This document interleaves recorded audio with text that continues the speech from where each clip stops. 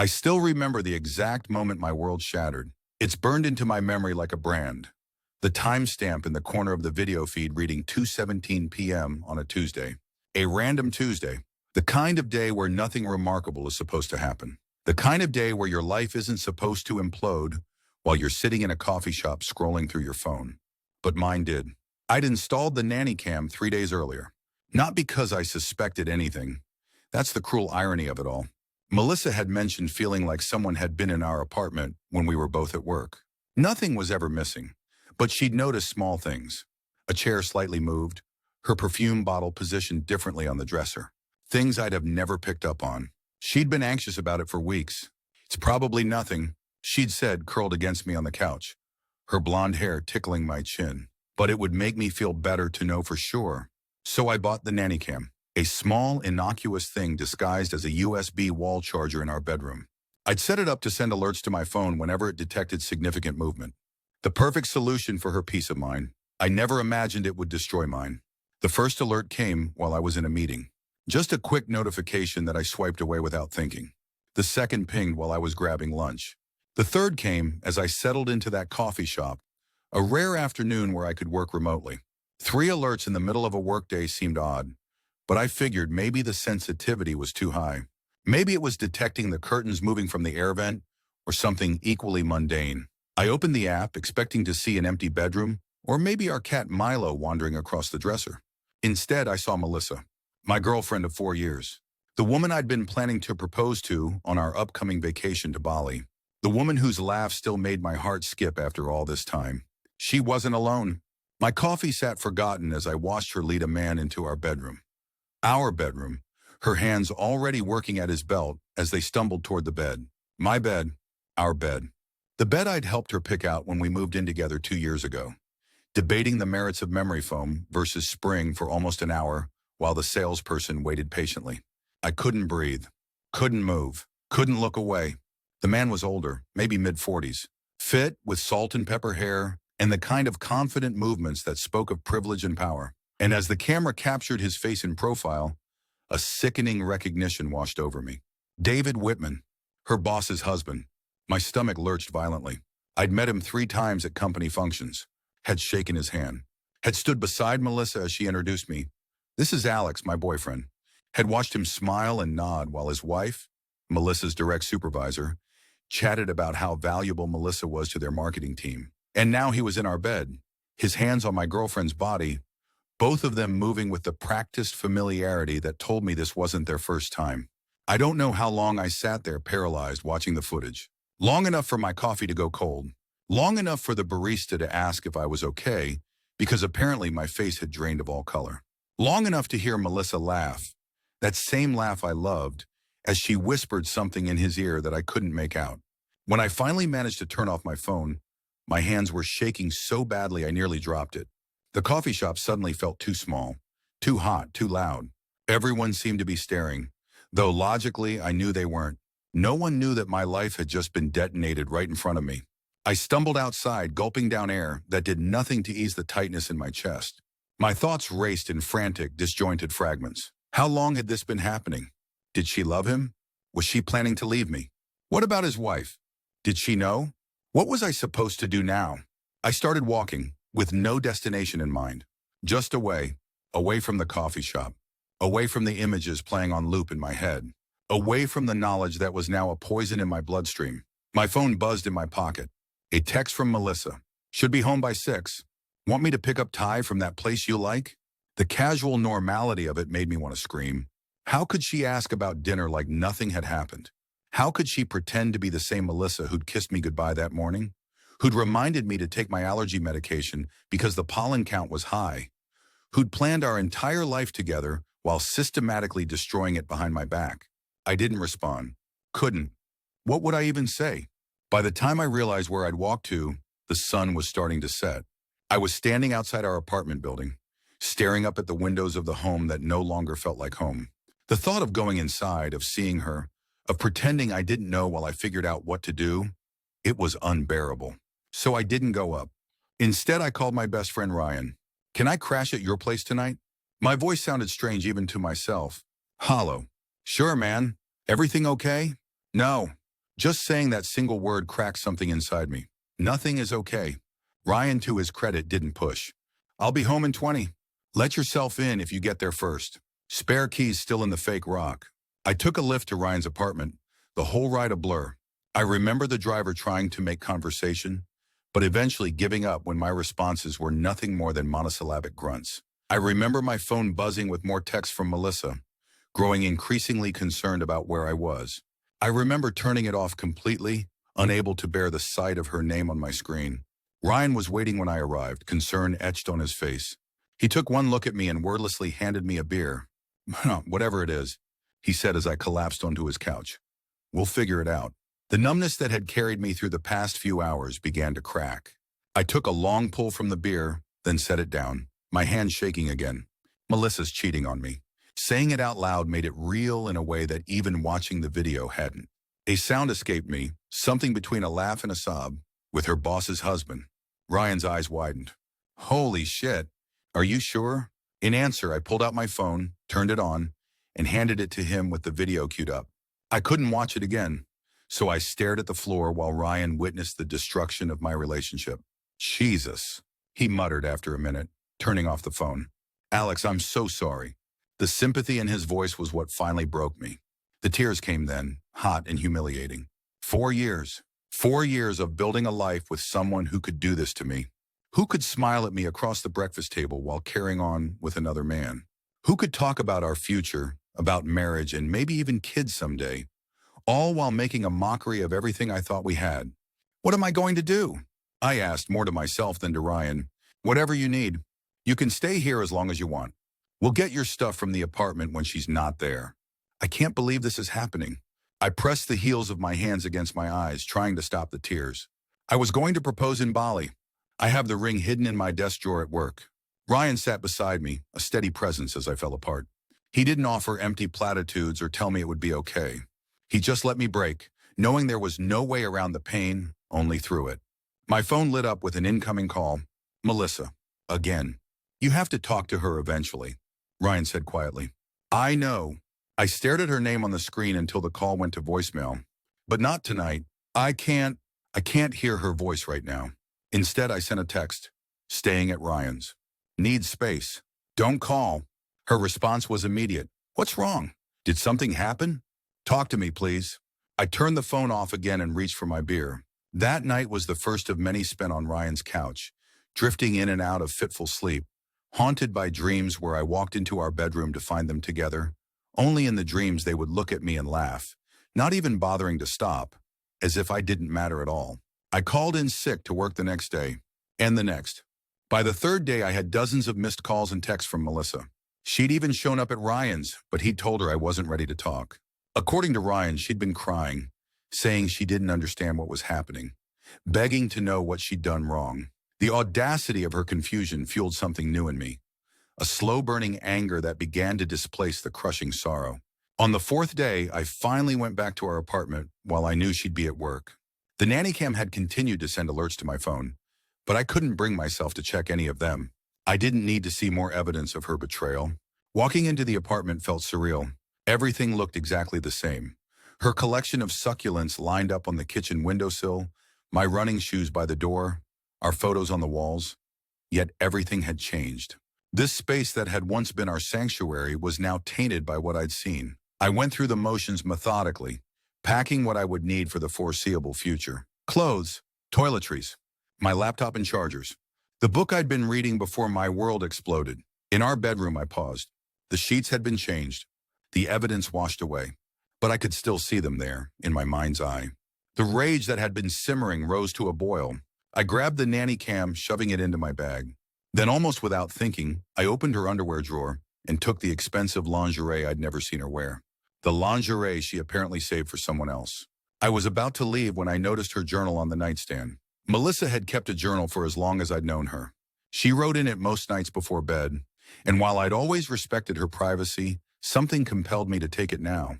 If I was going to confront her, I wanted to know everything. No more secrets. No more lies.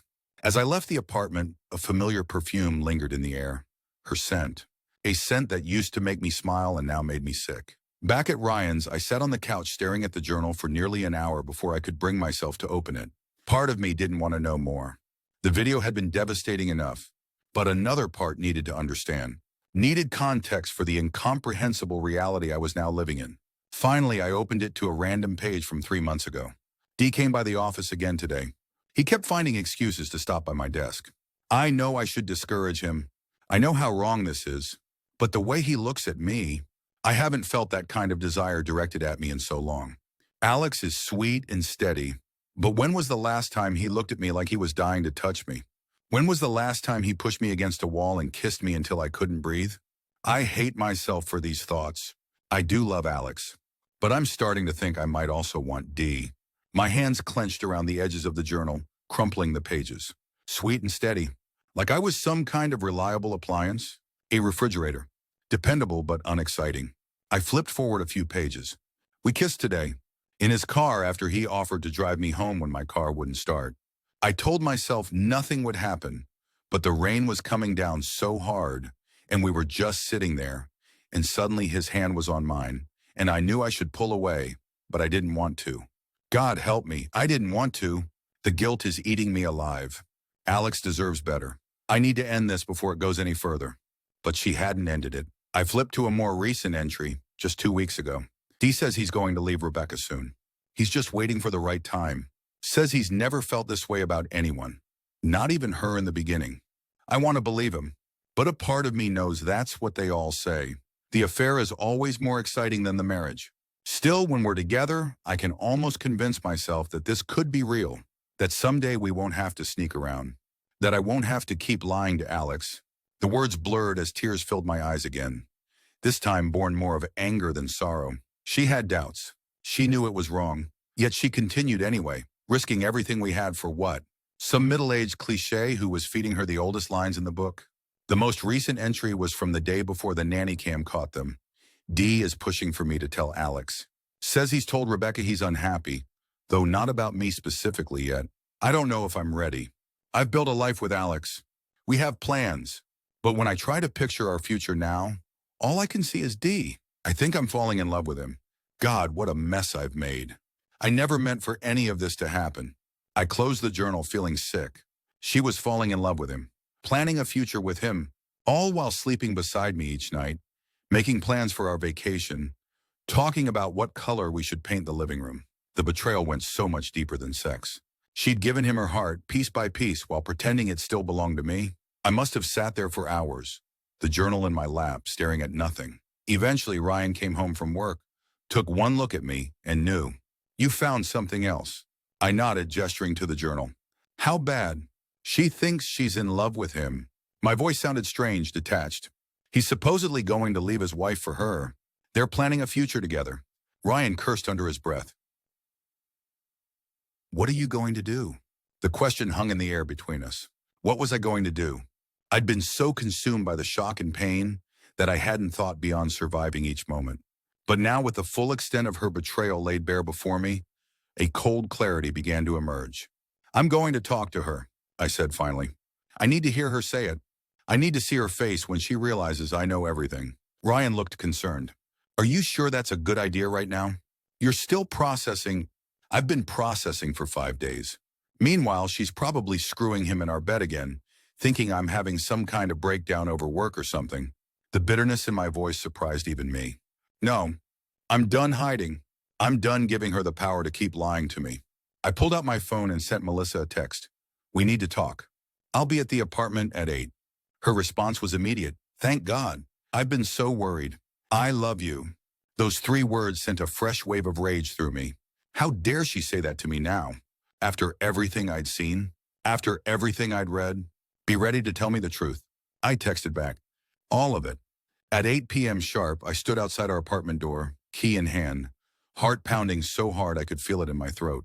For a moment, I considered turning around, going back to Ryan's, putting off this confrontation for another day. But no, it was time. I unlocked the door and stepped inside. Melissa was sitting on the couch, her face lighting up with relief when she saw me, then quickly shifting to concern as she registered my expression. Alex, she said, standing. Thank God. I've been so worried. What's going on? Why have you been avoiding me? She moved toward me, arms outstretched, but I stepped back, keeping distance between us. Her arms fell to her sides, confusion clouding her features. Sit down, I said, my voice steadier than I expected it to be. She hesitated, then returned to the couch, perching on the edge like she was prepared to spring up at any moment. I remained standing, unable to bring myself to sit in the space we'd shared so many evenings together. You've been sleeping with David Whitman. The color drained from her face so rapidly I thought she might faint. Her mouth opened, closed, opened again, but no sound came out. Don't bother denying it, I continued, pulling out my phone. I have video. Video? She whispered, her voice barely audible. The nanny cam. The one we installed because you were worried someone was coming into our apartment. I let out a hollow laugh. Turns out you were right to be worried about someone being in our apartment. Just not in the way you led me to believe. Alex, How long? I cut her off. How long has this been going on? She looked down at her hands, which were twisting in her lap. 3 months. 3 months. 12 weeks of lies. Of coming home to me after being with him. Of planning our vacation while planning her escape. And you're in love with him, I said flatly. Her head snapped up, eyes wide. How did you? I pulled her journal from my bag and tossed it onto the coffee table between us. It landed with a soft thud that somehow seemed to echo in the silence. You read my journal? Indignation flashed across her face. You fucked another man in our bed, I shot back. I think we're a bit past privacy concerns, don't you? She flinched at my words, tears beginning to spill down her cheeks. I never meant to hurt you. But you did. Intentionally and repeatedly. For 3 months.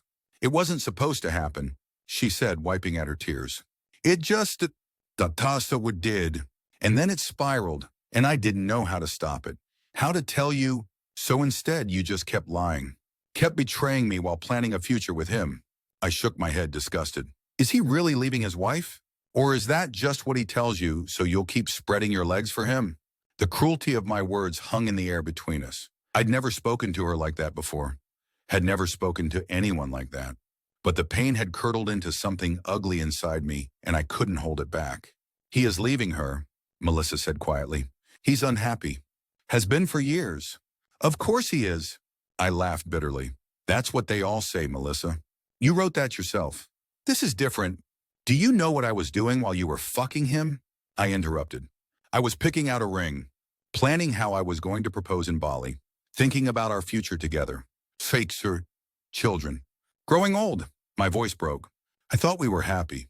We were, she said, more tears falling. Or I was, mostly. But something was missing. With David, I feel, spare me. I held up a hand, not wanting to hear how David made her feel. I don't care anymore. I just want to understand how you could do this. How you could lie to my face every day. How you could sleep beside me each night knowing what you were doing. She was sobbing openly now, her shoulders shaking. I'm sorry. I'm so sorry. I never wanted to hurt you. I care about you so much, Alex. Please believe that. Care about me? I echoed incredulously. You don't betray someone you care about like this. You don't destroy their trust, their sense of reality. You don't make them question every moment of their relationship. I paced the living room, unable to stand still with the energy coursing through me. Do you know what the worst part is? I continued. It's not even that you cheated. It's that you made me feel crazy these past few days. Calling, texting, showing up at Ryan's acting confused and hurt. Like I was the one who'd done something wrong. Gaslighting me while you were probably still seeing him. I haven't seen him since you left, she protested weakly. I've been worried sick about you. Worried I'd found out, you mean? I stopped pacing to look at her directly. Were you ever going to tell me? Or were you just going to wait until he left his wife and then blindside me?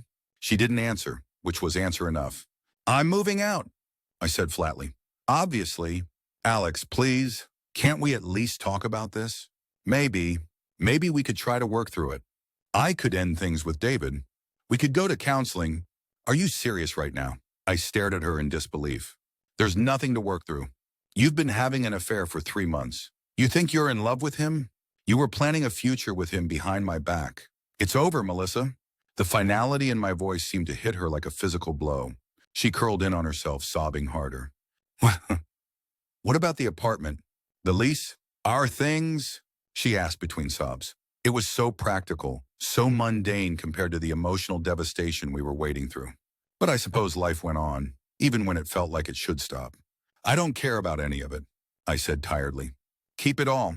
I'll get a new place, new furniture, a new life without you in it. I moved toward the door, suddenly desperate to be away from her, from this apartment, from the shattered remains of what I'd thought was my future. Is that it? She called after me, her voice small. We're just done? 4 years just gone? I turned back one last time. You ended this the moment you decided to betray me? I'm just making it official. With that, I walked out, closing the door firmly behind me. In the hallway, I leaned against the wall, legs suddenly weak. It was done. The confrontation I'd been dreading and needing in equal measure was over. The days that followed passed in a blur of practical necessities. I officially moved out of our apartment, taking only what I'd already packed plus a few additional personal items. I extended my stay at Ryan's, started looking for my own place, went back to work with a hollow smile plastered on my face when anyone asked if I was feeling better after my illness. Melissa continued to text and call, oscillating between tearful apologies and angry accusations that I wasn't giving her a chance to make things right. I blocked her number after a week, unable to bear the constant reminders. It was during this period, as the initial shock began to fade and the reality of my new solitary life settled in, that something unexpected happened. The pain didn't diminish. If anything, it sharpened as the numbness receded. But alongside it, a new feeling emerged. A cold, clear purpose that crystallized one night as I lay awake on Ryan's couch, staring at the ceiling. They had taken everything from me, my relationship, my home, my future, my ability to trust.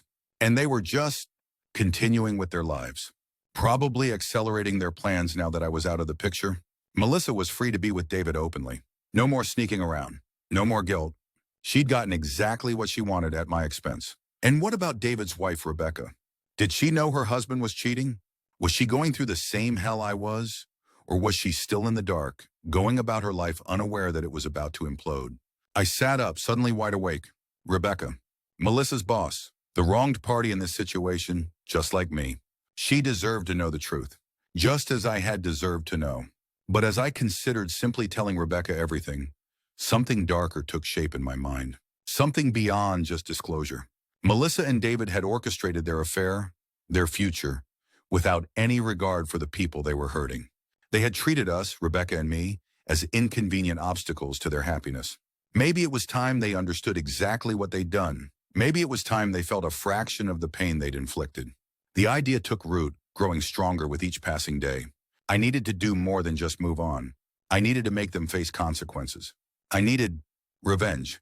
Not in a violent way, not in a way that would harm anyone physically, but in a way that would ensure they couldn't simply walk away from the wreckage they'd created and into their perfect new life together. I needed to be smart about this, methodical.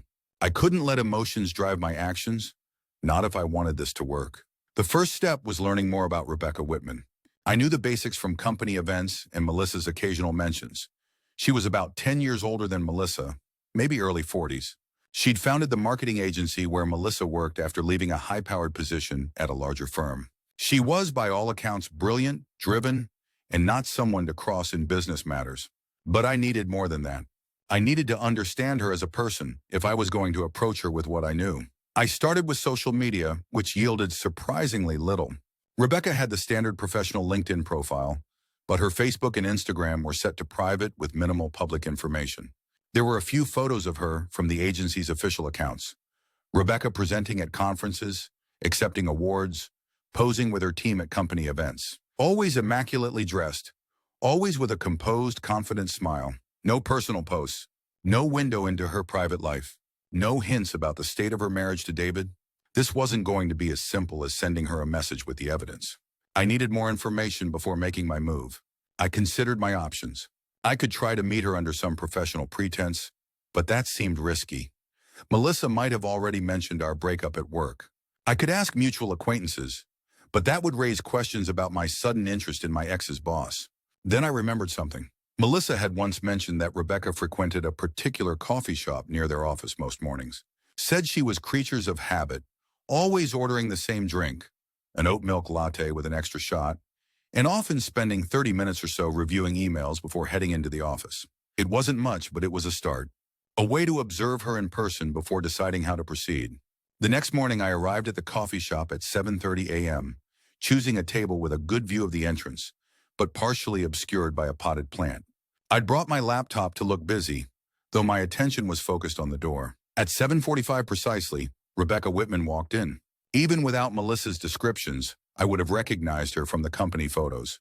Tall, slim, with dark hair cut in an expensive-looking bob, wearing a tailored pantsuit that probably cost more than my monthly rent. She moved with purpose, confidence in every step. She ordered an oat milk latte with an extra shot, just as Melissa had said, then took a seat at a table by the window. She pulled out her phone and began scrolling, occasionally pausing to type something. I watched her surreptitiously as I pretended to work on my laptop. There was no wedding ring on her finger, I noticed. Had she already removed it? Did that mean she knew about the affair? About David's plans to leave her? After about 20 minutes, she was joined by another woman, younger, professionally dressed, carrying a tablet. They appeared to be having a business meeting, heads bent together over the tablet, Rebecca occasionally nodding or gesturing as the other woman spoke.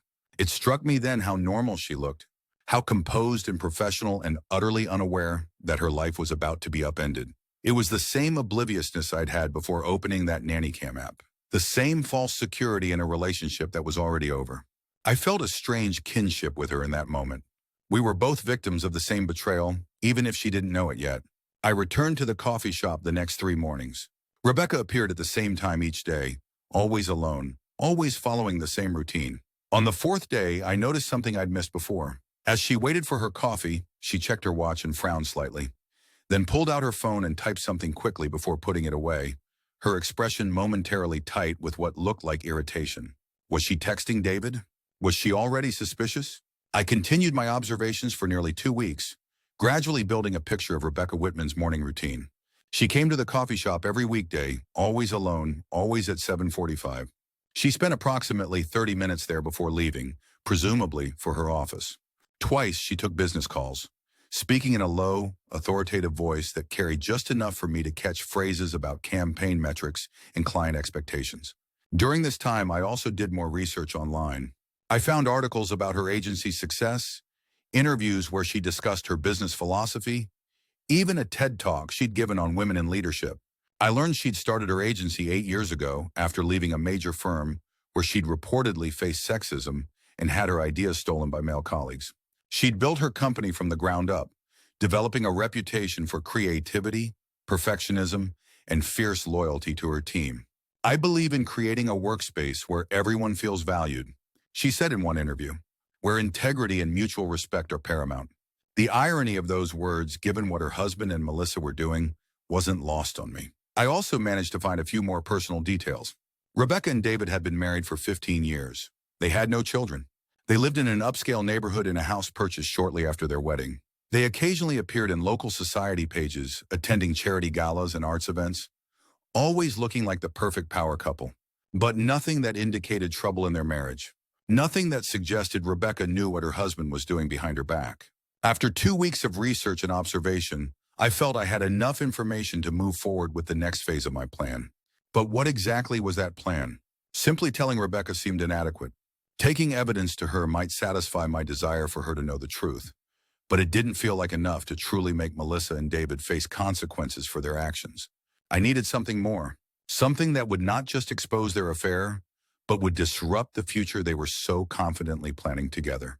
The idea came to me one night as I lay in bed in my new apartment. I'd finally moved out of Ryan's couch and into a small studio across town. It was simple yet potentially devastating. I would tell Rebecca. But not just about the affair. I would tell her everything, including David's plans to leave her, and most importantly, including the detail that Melissa was actively participating in those plans, that this wasn't just a physical fling, but a calculated effort to replace Rebecca in David's life.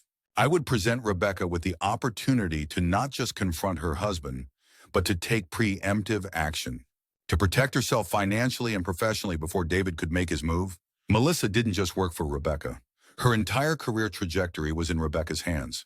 And David, from what I'd gathered, had built much of his current financial status through his connection to Rebecca's success. If Rebecca chose to, she could make things very difficult for both of them. She could fire Melissa. She could initiate divorce proceedings on her terms, potentially limiting David's access to the wealth they'd accumulated during their marriage. She could use her considerable professional network to ensure Melissa would struggle to find comparable employment elsewhere. In short, I could give Rebecca the power to destroy the very future Melissa and David were planning together. The thought filled me with a cold satisfaction. I wouldn't be directly hurting either of them. I would simply be providing information to someone who deserved to have it and letting the natural consequences unfold. It was time to make contact with Rebecca Whitman. I decided against approaching her at the coffee shop.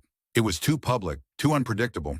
Instead, I crafted a carefully worded email from a newly created account. Ms. Whitman, I have information regarding your husband, David, that I believe you should be aware of. This is not a scam or an attempt at extortion. I am simply someone who believes you deserve to know the truth. I would prefer to discuss this matter in person. If you're willing to meet, please suggest a time and place that would be convenient for you. Respectfully, Alex Morgan. I included my real name. I wanted her to be able to verify who I was if she chose to. I wanted her to understand that I had nothing to hide. I sent the email on a Tuesday evening and spent a restless night wondering if she would respond or simply dismiss it as spam or some kind of scam. To my surprise, I had a reply waiting by 7 a.m. the next morning. Mr. Morgan, I don't make a habit of meeting with strangers who send cryptic emails. However, I verified that you exist and that you were, until recently, in a relationship with one of my employees. I'll give you 10 minutes. Today, 6 p.m. at Meridian Park. The bench by the eastern entrance. Come alone and get to the point quickly. Rebecca Whitman. She'd done her homework quickly. Had Melissa mentioned our breakup at work? Had Rebecca connected those dots already? Or had she simply used her resources to investigate who I was? Either way, she was giving me a chance to speak. That was all I needed. I spent the day rehearsing what I would say, how I would present the evidence, how I would handle her potential reactions. By the time 6 p.m. approached, I had a clear plan and a folder containing printouts of the most damning journal entries and still frames from the Nanny Cam video. Nothing explicit, just clear images of David entering our bedroom with Melissa. I arrived at Meridian Park 15 minutes early, choosing a bench near the one she'd specified so I could see her arrival. The park was relatively quiet for a weekday evening. A few joggers, some people walking dogs, a couple of mothers with strollers. At exactly 6 p.m., Rebecca appeared, walking briskly through the eastern entrance. She was still in work attire, a charcoal gray suit with a deep blue blouse, and carried a small leather handbag. Her posture was rigid, her expression guarded as she scanned the area and spotted me. I stood as she approached, extending my hand. Mrs. Whitman, thank you for meeting me. She ignored my outstretched hand, taking a seat on the bench and checking her watch pointedly. 9 minutes and 45 seconds remaining, Mr. Morgan. I suggest you use them wisely. I sat beside her, keeping a respectful distance. I'll be direct.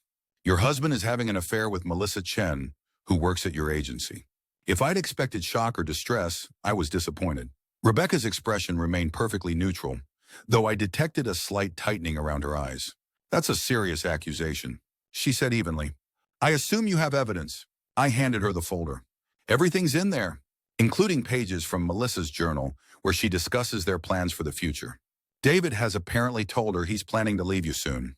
Rebecca took the folder, but didn't open it immediately. Instead, she studied my face with an intensity that made me want to look away. I held her gaze. Why are you doing this? She asked finally. Revenge because she left you for my husband? She didn't leave me, I clarified. I discovered the affair and ended things. But yes, I suppose there is an element of wanting justice. They've been planning this behind our backs, making fools of us both. I thought you deserved to know before he blindsided you with divorce papers. Rebecca nodded slowly, then opened the folder. I watched her face as she examined the contents. Her composure slipped only once, when she came to what I assumed was one of the journal entries about David's plans to leave her. Her jaw tightened momentarily before she controlled her expression again. When she'd reviewed everything, she closed the folder and sat in silence for a long moment. How long have you known? She asked finally. About 3 weeks. I found out through a nanny cam in our apartment. I watched them. I trailed off, not wanting to be unnecessarily cruel with the details. And how long has it been going on? According to Melissa, about 3 months. But they've been planning a future together. He's been telling her he's unhappy with you. Has been for years. Rebecca let out a short, humorless laugh. Has he indeed? Something about her reaction struck me as odd. There was anger there, certainly, but not shock. Not the devastation I'd felt upon discovering Melissa's betrayal. You already knew, I realized aloud. Or at least suspected. She gave me a measured look. I didn't know it was Melissa specifically. But yes, I had my suspicions that David was being unfaithful. It's not the first time. That caught me off guard. Not the first time? Marriage is complicated, Mr. Morgan. Especially long ones. She tapped the folder with one perfectly manicured fingernail. But this, the planning, the deception at this level, that's new. And involving one of my employees. Her voice hardened. That crosses several lines. So what will you do now? I asked. Rebecca stood, tucking the folder into her handbag. That's not really your concern, is it? You've done what you came to do. Delivered your information. Shifted the power dynamic. I rose to face her. I just thought you should know the truth. No, she said with a slight shake of her head. You wanted revenge. You wanted to make sure their happiness came at a cost. Don't pretend this was altruism. Her assessment was uncomfortably accurate. I didn't respond. For what it's worth, she continued after a moment, I understand the impulse, and I appreciate the information, regardless of your motives. Will you confront them? I couldn't help asking. A smile curved her lips, but it didn't reach her eyes. Let's just say I'll be handling this situation in my own way, on my own timeline. David and Melissa have made some very poor decisions. Now they'll live with the consequences. There was something in her tone that sent a chill down my spine. A controlled fury that made me momentarily glad I wasn't on the receiving end of whatever she was planning. Now, if you'll excuse me, she said, checking her watch again. I have matters to attend to. She turned to leave, then paused, looking back at me. One piece of advice, Mr. Morgan, since you've been honest with me, don't let this define you. Don't let their betrayal consume you. Find something better to build your life around than revenge. With that, she walked away, her stride purposeful, leaving me standing alone by the bench. I should have felt triumphant. I'd set my plan in motion. I'd put the tools for revenge in Rebecca's capable hands. Soon, Melissa and David would face the consequences of their actions. Instead, I felt strangely hollow. Rebecca's parting words echoed in my mind. Don't let their betrayal consume you. Wasn't that exactly what I'd been doing these past weeks? Letting the betrayal dictate my every thought, my every action? Even as I tried to move forward with practical matters, finding a new apartment, focusing on work, my mind had remained fixated on making them pay. I walked slowly out of the park, unsure if I felt relief or disappointment that the confrontation with Rebecca was over. What would she do with the information I'd given her? When would Melissa and David realize their secret was out? Would I ever even know the outcome of the wheels I'd set in motion? The days that followed were anticlimactic. I checked social media obsessively for any sign that something had happened. A relationship status change, a cryptic post, anything to indicate that Rebecca had acted on what I'd told her. Nothing. Melissa's Instagram remained as it always had been, though she'd stopped tagging locations after our breakup. David didn't have social media that I could find. Rebecca's LinkedIn showed business as usual. I considered reaching out to Rebecca again, but decided against it. She'd made it clear that whatever happened next was not my concern. And perhaps she was right. Perhaps it was time to stop letting this betrayal consume me. A week after our meeting, Ryan invited me out for drinks with some friends to get me back in the world, as he put it. I'd been declining similar invitations for weeks, preferring to nurse my wounds in private. But that night, something made me say yes. We went to a bar across town, far from any of the places Melissa and I had frequented together. I nursed a beer as Ryan's friends chatted around me, making occasional efforts to include me in their conversations. I was trying, really trying to engage, to be present, to think about something other than Melissa and David and revenge. That's when I saw him. David Whitman was sitting at the bar alone, downing what appeared to be whiskey. He looked terrible, unshaven, shirt wrinkled, hair uncombed. Nothing like the polished, confident man I'd glimpsed on the nanny cam. My first instinct was to leave immediately. The last person I wanted to encounter was the man who'd helped destroy my relationship. But curiosity kept me rooted to my seat.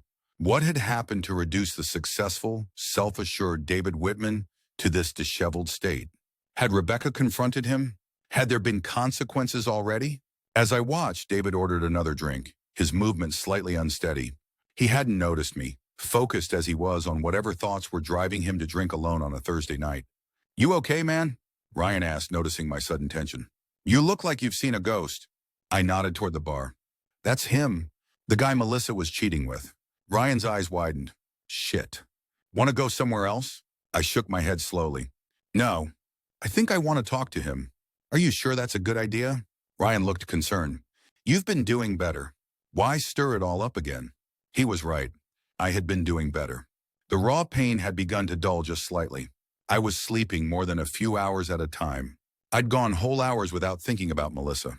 But seeing David there, clearly in distress, I needed to know what had happened. I'll be fine, I assured Ryan. Just one quick conversation. Before I could change my mind, I stood and made my way to the bar, sliding onto an empty stool next to David. He didn't look up, focused on swirling the amber liquid in his glass. David Whitman, I said quietly. He turned, blinking in confusion as he tried to place me. Recognition dawned slowly, followed by something like dread. You're Alex, Melissa's boyfriend. Ex-boyfriend, I corrected. Thanks to you. He had the grace to look ashamed, glancing away. Look, man, I'm sorry about that. I really am. But tonight's not a good night, okay? Whatever you came to say. What happened? I interrupted. You look like hell. David let out a bitter laugh. You happened, I think. Or at least you started it. So Rebecca had acted. What do you mean? He took a long drink before answering. Rebecca knows. About Melissa. About everything. She had evidence, photos, journal entries. He gave me a pointed look. Funny coincidence that her information came right after you found out, isn't it? I didn't confirm or deny his suspicion. So what now? She's divorcing you? Oh, it's so much worse than that. David's voice was hollow. She's destroying me. Methodically. Completely. He took another drink, then continued unprompted. Did you know that my position at Morris & Klein was secured through Rebecca's connections? Or that our house is solely in her name? Or that most of our social circle consists of her friends and business associates? I hadn't known those specific details, but they didn't surprise me. Rebecca struck me as someone who would have her affairs in perfect order. She fired Melissa, David continued. Not only fired her, but is making sure she won't work in marketing in this city again. Called in favors with every agency head in a 50-mile radius. He shook his head. And me? She's cut me off completely. Frozen joint accounts. Locked me out of the house. Her lawyer, who happens to be one of the best divorce attorneys in the state, has already served me papers outlining exactly how little I'm entitled to after 15 years of marriage, thanks to the prenup I signed. I thought you were planning to leave her anyway, I said, unable to keep the edge from my voice. According to Melissa's journal, you were just waiting for the right time. David's laugh was even more bitter this time. Is that what I told her? God, I'm such a cliché. He finished his drink and signaled for another. I wasn't going to leave Rebecca. Men like me never leave their wives for their mistresses. We just say that to keep the affair going. The casual cruelty of his admission hit me like a physical blow. All of Melissa's dreams, all her plans for their future together, they'd been built on lies just as much as our relationship had been. Does Melissa know that? I asked. She does now. David's new drink arrived, and he immediately took a large swallow. Rebecca made sure of it. Showed her text where I'd told friends I was just having fun, that Melissa was convenient because she was so eager to please, so desperate for validation. God, the things Rebecca had. Years of emails, texts, recordings. She's been documenting my indiscretions for years, just waiting for the right moment to use them. The picture he was painting of Rebecca was both terrifying and impressive. She'd known about his affairs, perhaps not the specific details, but enough to be collecting evidence, preparing for this moment, waiting until he gave her enough rope to hang him with. So you've lost everything, I said, a strange sense of satisfaction washing over me. Your wife, your home, your security, your mistress. David nodded miserably. Rebecca's making sure everyone knows exactly what happened.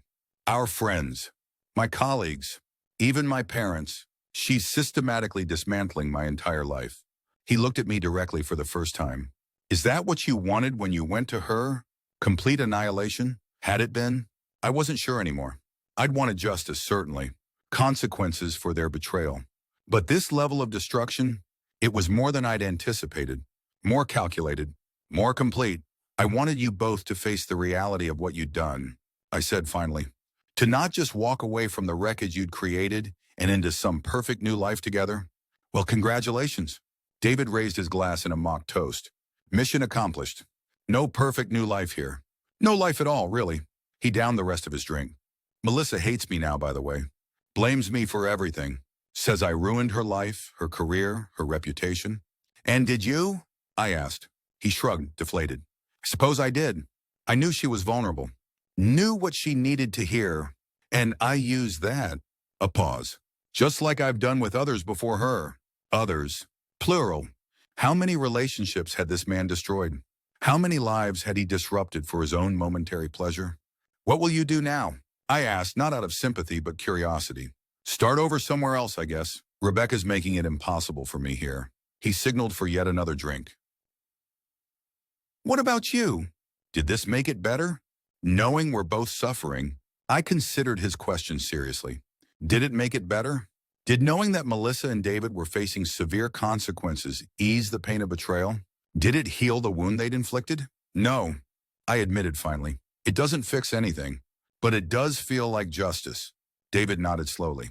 Justice, he repeated as if testing the word. I suppose that's fair. We sat in silence for a moment. An unlikely pair, the cheating husband and the betrayed boyfriend, united only by the women who connected us. For what it's worth, David said eventually, I am sorry for my part in hurting you. It wasn't personal. That almost makes it worse. I replied, that I was just collateral damage in your game, that my pain wasn't even a consideration. He had no response to that. I stood, having heard enough. Goodbye, David. I'd wish you luck, but you don't really mean it. He finished for me. I understand. I returned to Ryan and his friends feeling strangely lighter. Not healed, not by a long shot, but as if something that had been coiled tightly inside me had begun to unwind. Everything okay? Ryan asked as I sat down. Yeah, I said, surprised to find it wasn't entirely a lie. I think it might be eventually. The next day I received an email from a sender I didn't immediately recognize. The subject line was simply closure. When I opened it, I found a message from Rebecca Whitman. Mr. Morgan, I thought you might want to know that the situation has been handled. Both David and Melissa have faced appropriate consequences for their actions. The details aren't important, but I believe justice has been served. I also wanted to thank you for bringing this matter to my attention. While I had suspicions about David's fidelity, the specific information you provided allowed me to act decisively. I hope this brings you some measure of closure. As I said in the park, don't let this betrayal define your future. There's more to life than the pain others inflict upon us. Should you ever need anything, professional references, networking connections, or simply a conversation over coffee, don't hesitate to reach out. Best regards, Rebecca Whitman. Attached to the email was a single file, a letter of resignation from Melissa, effective immediately. The language was formal, apologetic, acknowledging serious professional and ethical lapses in judgment. I read the email twice, then the resignation letter. Rebecca had done exactly what she'd promised, handled the situation in her own way, on her own timeline. And now she was offering me, what? Mentorship? Friendship? I wasn't entirely sure, but the gesture felt significant somehow. I saved the email but didn't respond immediately. I needed time to process everything that had happened, everything I'd learned from David, everything that Rebecca's message implied. That evening, as I sat on the small balcony of my new apartment watching the sunset, my phone buzzed with a text from a number I didn't recognize. It's Melissa. We need to talk. Please. My heart rate accelerated at seeing her name. After nearly a month of silence between us, after everything that had happened, she was reaching out. The old me would have responded immediately, eager for any contact, any chance to understand. But I wasn't that person anymore. I set the phone down without replying and continued watching the sunset. Whatever Melissa wanted to say could wait. Maybe forever. I wasn't sure yet if I wanted to hear it at all. For the first time since discovering the nanny cam footage, I felt like I was the one in control. The one with the power to decide what happened next. Not Melissa. Not David. Not even Rebecca with her calculated revenge. Me. And right now, what I decided was to let the sun finish setting, to pour myself a glass of wine, and to start reading a book I'd bought weeks ago but hadn't been able to focus on. A small step perhaps, but a step forward nonetheless. Melissa texted twice more that evening. I didn't read the messages. The next morning, I woke to the sound of rain against my windows. As I made coffee in my small kitchen, still getting used to the layout, still occasionally reaching for things in places they no longer were, I finally allowed myself to read Melissa's text. Alex, please. I know I don't deserve your time, but I need to explain. I've lost everything. My job, my reputation, any chance of a future with David. I know it's your doing. You went to Rebecca. There was a third message sent late in the night. I'm not blaming you. I deserve this. All of it. But I need to see you to apologize properly. To try to explain. Please give me that chance. I sat with the messages for a long time. Coffee cooling beside me. Rain creating patterns on the windows. Did I want to hear her explanation? Her apology? Did it matter anymore? The fact that she assumed I'd gone to Rebecca confirmed what David had said, that Rebecca had made it clear where the information had come from. She hadn't protected me as the source. She'd wanted them both to know exactly who had set their downfall in motion. I wasn't sure how I felt about that. Part of me had wanted them to know it was me, to understand that I wasn't just a passive victim of their affair. But another part recognized that Rebecca's approach was more strategic, making them face not only the consequences of their betrayal, but also the knowledge that it was their own actions that had led to their undoing. In the end, I decided to respond to Melissa. Not because I needed to hear her apology or explanation, but because I wanted her to hear mine. I can meet tomorrow, 2 p.m. at Riverside Park. By the fountain. Her response was immediate. Thank you. I'll be there. I spent the rest of the day and much of the next morning considering what I wanted to say to Melissa. Not rehearsing exactly, but clarifying in my own mind what I hoped to achieve from this meeting. When I arrived at the park the following afternoon, the rain had cleared, leaving the air fresh and the grass glistening. The fountain was active, water cascading in rhythmic patterns that created a soothing background noise. Melissa was already there, sitting on a bench, her posture tense. She looked different, thinner, paler, with dark circles under her eyes. Her usually perfect hair was pulled back in a simple ponytail, and she wore minimal makeup. The polished professional I'd known had been replaced by someone who looked defeated. She stood when she saw me approaching, uncertainty in every line of her body. Alex, she said, her voice catching.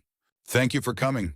I nodded, taking a seat on the bench and gesturing for her to do the same. We sat with space between us, the fountain's gentle splashing filling the silence. You look well, she said finally, though her tone suggested she'd hoped otherwise. I'm getting there, I replied honestly. What about you? David mentioned you lost your job. Her face tightened at the mention of David. You spoke to him? Briefly. By coincidence. He was drowning his sorrows at a bar. Melissa laughed humorlessly. Of course he was. Playing the victim. She shook her head. I was such a fool. All those promises, all those plans. He never meant any of it. I know, I said quietly. He told me. Her eyes filled with tears. It's all gone, Alex. Everything.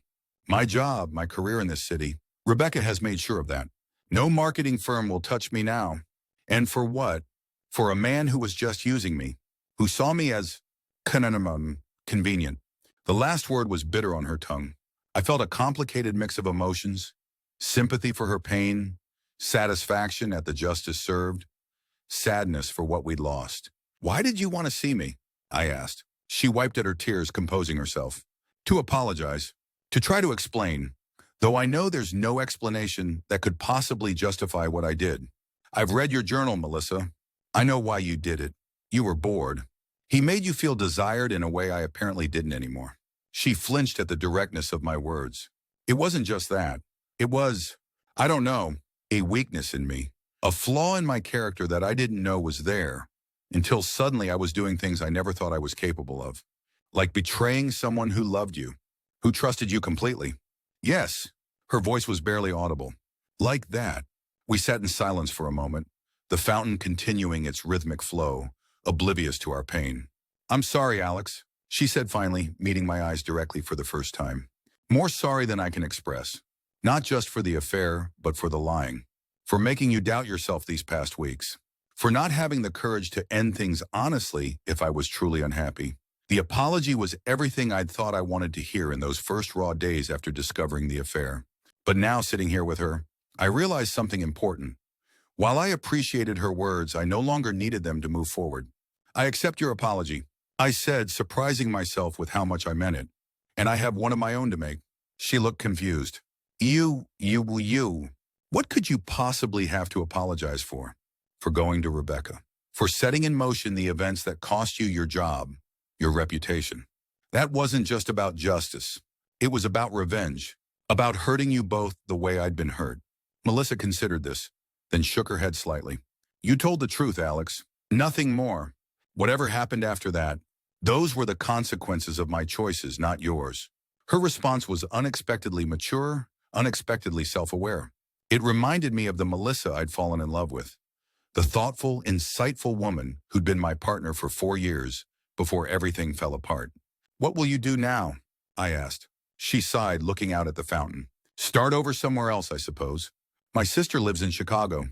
She says I can stay with her until I get on my feet." His small, sad smile.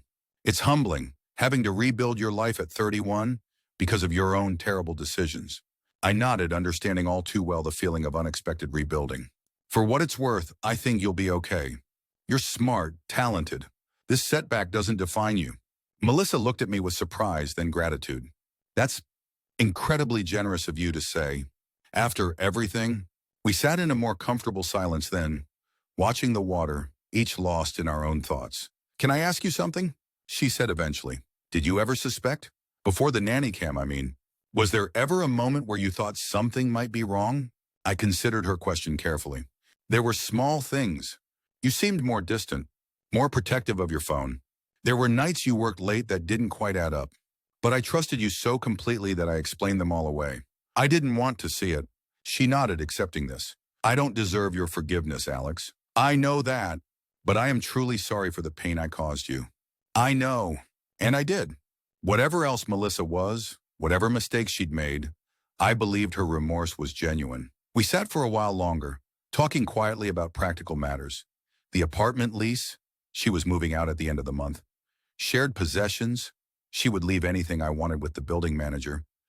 Mutual friends, several had already chosen sides, most staying loyal to me. As our conversation wound down, I realized we were nearing the end of our relationship in more ways than one. This meeting wasn't just closure for our romantic connection, but for any connection at all. After today, Melissa would move to Chicago, start a new life, and we would likely never see each other again. The thought was both sad and liberating. "I should go," she said, finally standing. "Thank you for meeting me, for listening, for being kinder than I deserve." I stood as well. "Take care of yourself, Melissa." She hesitated, then asked, "Can I hug you?" "One last time?" I nodded, and she stepped forward, wrapping her arms around me briefly. It was a goodbye embrace, nothing more. When we separated, her eyes were wet, but she was smiling slightly. "Goodbye, Alex. Goodbye, Melissa." I watched her walk away, a strange sense of peace settling over me. The anger and pain weren't gone completely. I suspected they would linger for some time yet, but they no longer defined me, no longer controlled me. As I turned to leave the park, my phone buzzed with an email notification. It was from Rebecca. "Mr. Morgan, I noticed you didn't respond to my previous message. I hope I didn't overstep. If you're free, I'd like to buy you a coffee sometime. No agenda beyond a conversation between two people who have survived similar betrayals. Let me know." Rebecca. I paused, considering her offer. A month ago, I would have ignored it, too wrapped up in my pain and revenge to consider connecting with someone new, especially someone linked to the source of my heartbreak. But now I found myself curious about Rebecca Whitman, about her story, about how she'd navigated her own path through betrayal and come out so formidably on the other side. I typed a response. "Rebecca, coffee sounds good. How about tomorrow morning at Daybreak Cafe on 7th? 8 a.m.? Alex." As I sent the reply, I realized something. For the first time since discovering the nanny cam footage, I was looking forward to something. A small step perhaps, but definitely forward. I left the park, heading not toward the past I'd shared with Melissa, but toward a future that, while still uncertain, felt increasingly like my own again. The coffee shop was busier than I'd expected for 8 a.m. Morning commuters formed a line that snaked toward the door, everyone clutching phones or briefcases, their expressions varying degrees of sleepy impatience. I'd arrived 15 minutes early, secured a small table near the back, and now found myself nervously drumming my fingers against my cup. Why had I agreed to meet Rebecca Whitman? What did I actually hope to gain from this conversation? The revenge part of our connection was essentially complete. Melissa was moving to Chicago. David was experiencing the professional and personal consequences of his actions. Rebecca had handled things with the calculated precision I'd come to associate with her. There was nothing left to discuss on that front. Yet here I was, watching the door, oddly anxious about seeing her again. When she walked in, several heads turned. Rebecca had that effect, commanding attention without seeking it. Today she wore a charcoal pencil skirt with a burgundy blouse, her dark hair falling in a sleek bob around her face. Professional as always, but slightly less severe than the last time I'd seen her. She spotted me immediately and made her way to the table, bypassing the coffee line. "Good morning, Alex," she said, extending her hand. "Thank you for agreeing to meet." I stood to shake her hand, noticing she wore a subtle perfume that smelled of sandalwood and something citrusy. "Morning. Can I get you a coffee?" "That would be lovely." "Oat milk latte. With an extra shot." I finished for her, then immediately felt awkward. "Sorry, I noticed your order during my reconnaissance phase." To my relief, she smiled. "Reconnaissance? That's one way to put it." The smile softened her features, transforming her from intimidating executive to something more approachable. "You're quite thorough, aren't you?" I felt my face warm as I went to join the coffee line. When I returned with her drink, Rebecca had removed her blazer and was checking emails on her phone. She set it aside as I placed the latte in front of her.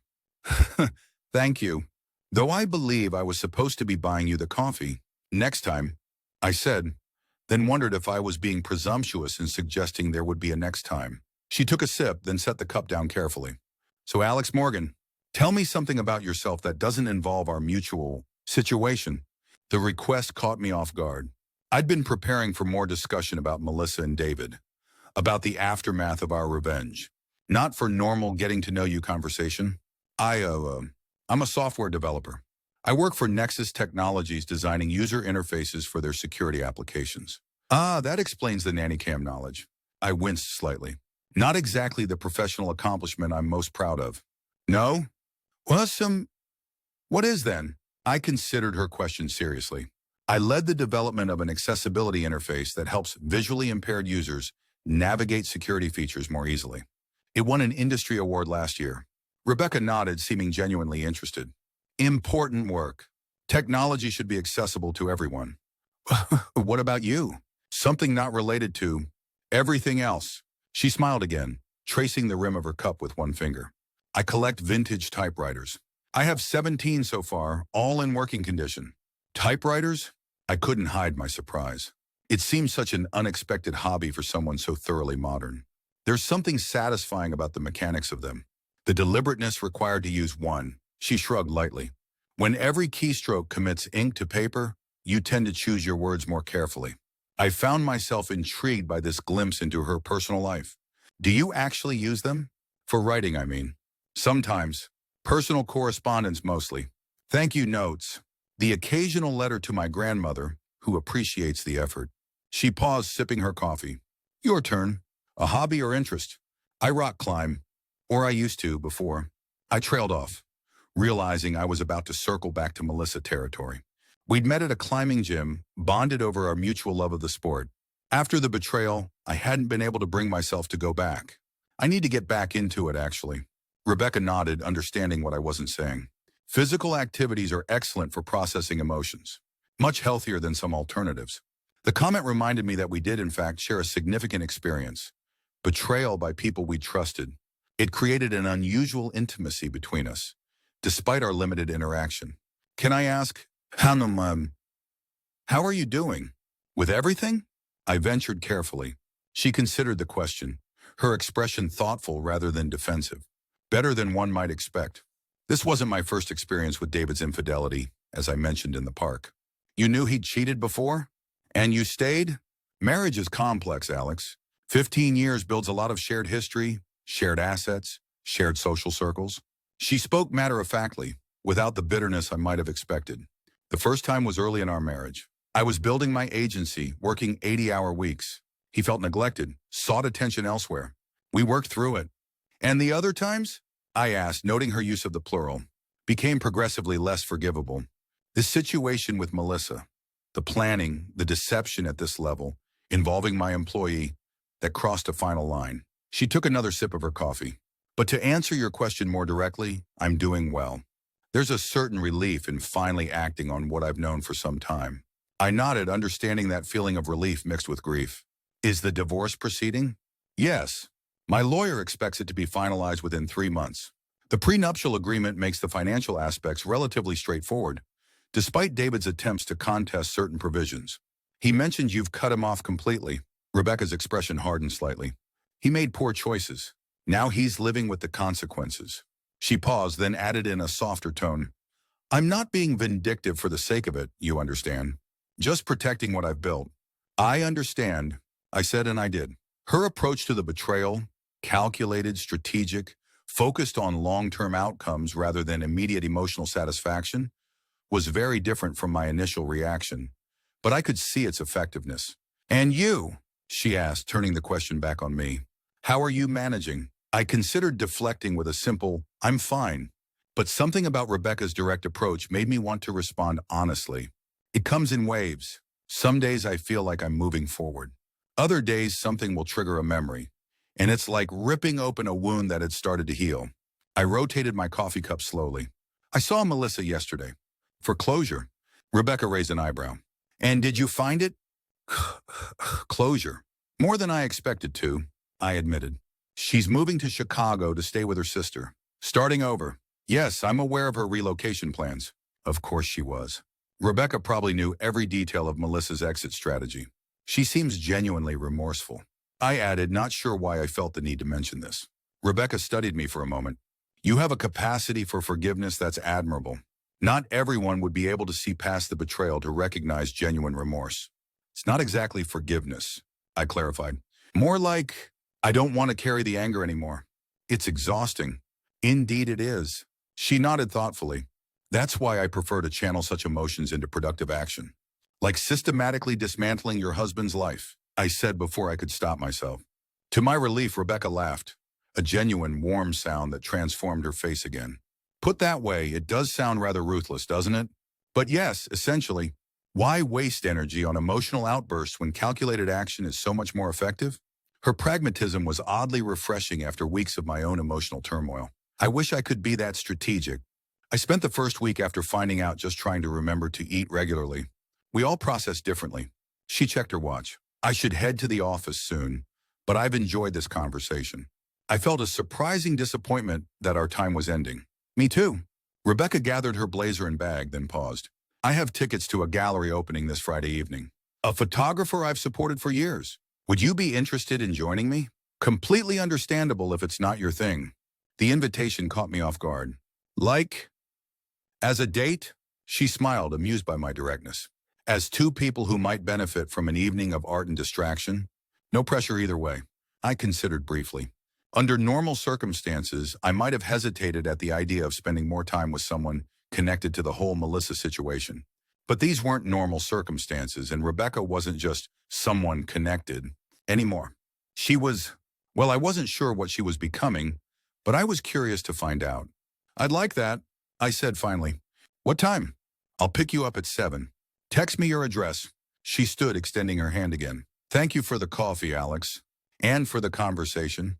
As I watched her leave the coffee shop, moving with that same confident purpose I'd first observed during my reconnaissance, I realized something unexpected.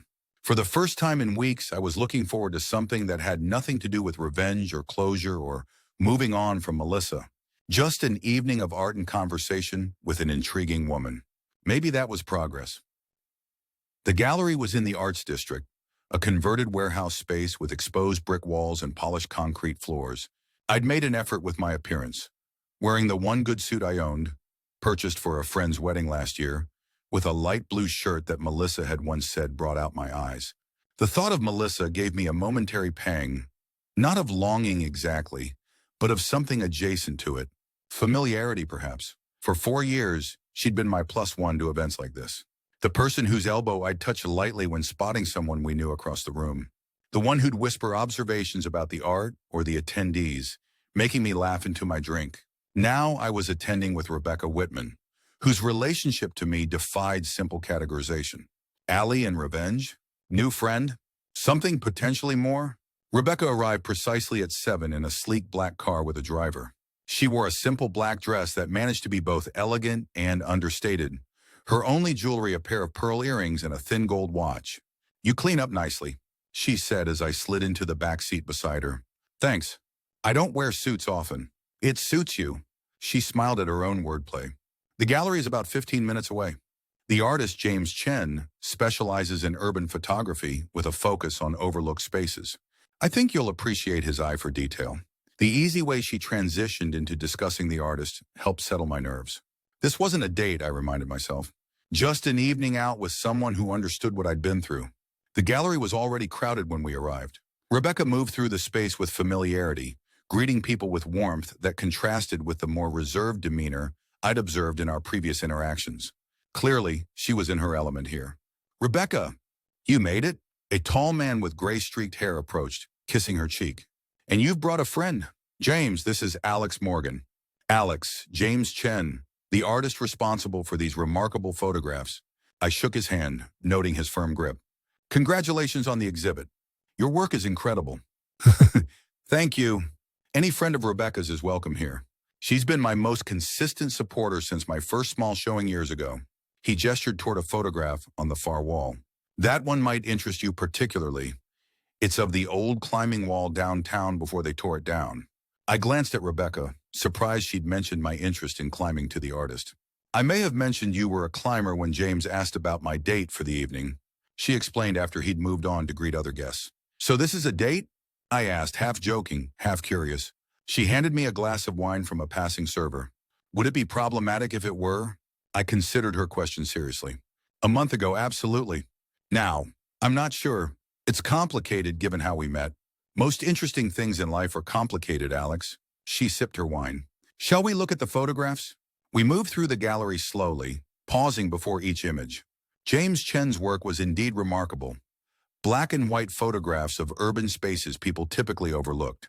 The geometric shadows cast by fire escapes, the unexpected beauty of rain-slicked alleyways, the quiet dignity of abandoned buildings. Rebecca was knowledgeable about photography, offering insights about composition and technique that enhanced my appreciation of the work. I found myself relaxing in her company, my earlier nervousness fading as we fell into comfortable conversation. "This one's my favorite," she said, stopping before a photograph of an elderly man sitting alone in a diner, his weathered hands wrapped around a coffee cup. The composition captured both solitude and a strange sort of peace. "It's beautiful," I agreed. "Sad but not depressing somehow." "Exactly. James captures these moments of authentic human experience without sentimentalizing them." She studied the photograph for a moment longer. "I'm thinking of purchasing it for my office." "Not your home?" A flicker of something crossed her face. "The house has too many associations with David at the moment. I'm actually considering selling it once the divorce is final. Starting fresh somewhere new." "That makes sense." I understood the desire to escape spaces filled with memories of betrayal. My new apartment was deliberately nothing like the one I'd shared with Melissa. Different neighborhood, different layout, different style of furnishings. "What about you?" she asked. "Are you settling into your new place?" Getting there. It still feels temporary somehow." I shrugged. "But maybe that's not a bad thing. A reminder that situations change, life moves forward." Rebecca nodded appreciatively. "A healthy perspective."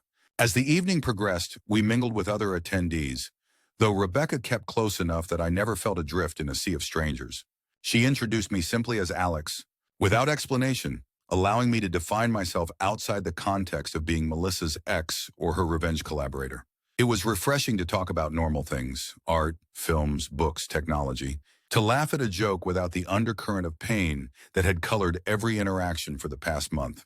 To feel for a few hours like a person untouched by betrayal. Later, as we waited for her driver outside the gallery, Rebecca turned to me. "Thank you for coming tonight. I hope it wasn't too tedious for you." "Not at all. I enjoyed it." I meant it. The evening had been a welcome respite from the emotional heaviness I'd been carrying. "Thank you for inviting me. I have a confession," she said, her expression slightly hesitant for the first time since I'd met her. "When I suggested coffee, then this evening out, it wasn't entirely altruistic." "No?" I felt a flutter of something, nervousness, anticipation in my stomach. "No. The truth is, I found our conversations refreshing. You're thoughtful, direct, and remarkably balanced given what you've been through." She held my gaze steadily. "I don't have many people in my life with whom I can be completely honest about what happened with David. Everyone else either knew us as a couple for years or works for me in some capacity. Whereas I'm safely unconnected to your regular life." I supplied. "Precisely. There's a freedom in that." Her driver pulled up to the curb. "Would you like to get dinner next week? A proper meal, not just coffee or gallery wine." The invitation was clear now. Not quite romantic, perhaps, but definitely moving beyond the bounds of our initial connection. I found myself nodding before I'd fully processed the implications. "I'd like that." "Excellent. Tuesday evening?" I know a place that makes exceptional seafood pasta. Tuesday works for me. We exchanged phone numbers, properly this time, not just for the purpose of coordinating our revenge plan, and she instructed her driver to take me home first. In the quiet of the car, watching the city lights blur past the window, I felt an unfamiliar lightness. The weight of Melissa's betrayal hadn't disappeared, but for the first time, it felt like just one part of my story rather than its defining feature. Over the following weeks, Rebecca and I settled into a pattern of regular dinners and occasional cultural outings. Our relationship defied easy categorization, friendlier than business associates, more guarded than typical friends, underscored by the unusual circumstances of our meeting. We rarely discussed Melissa or David directly, though their absence created a negative space that shaped our interactions. Until one Tuesday evening in late October, when everything shifted. We were at Ellery's, a small restaurant tucked away on a side street downtown. The kind of place with no sign out front, where the menu changed daily based on what was fresh and available. Rebecca had ordered a bottle of wine I couldn't pronounce but thoroughly enjoyed. I received the final divorce papers today, she said as we waited for our entrees. Just need signatures now. How do you feel about that? I asked, noticing the mix of emotions playing across her face. Relieved primarily. Ready to move forward. She swirled her wine thoughtfully. There was a time when I thought David and I would grow old together. Even knowing his flaws, his indiscretions. It's strange to officially close that chapter.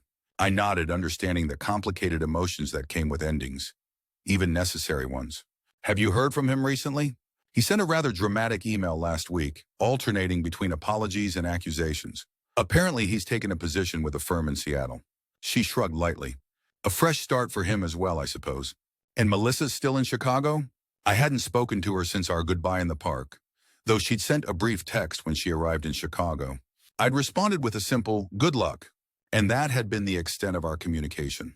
Yes, working for a small marketing agency there, a significant step down from her position at my firm, but she's employed. Rebecca studied me. Does that bother you, that she's landed on her feet? I considered the question honestly. No, not anymore. I don't wish her ill. I just needed there to be consequences for what she did.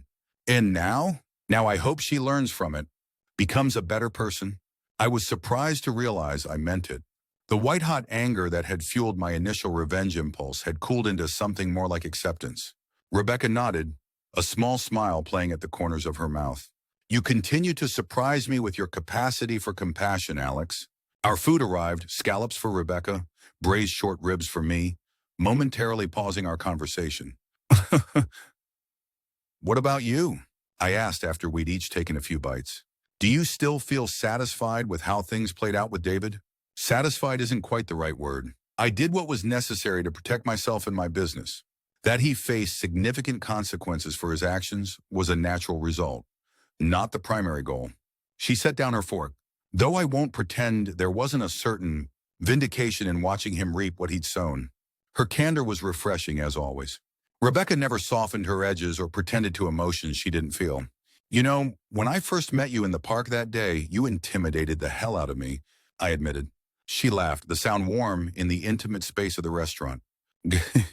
Good. That was entirely intentional. Really? Of course.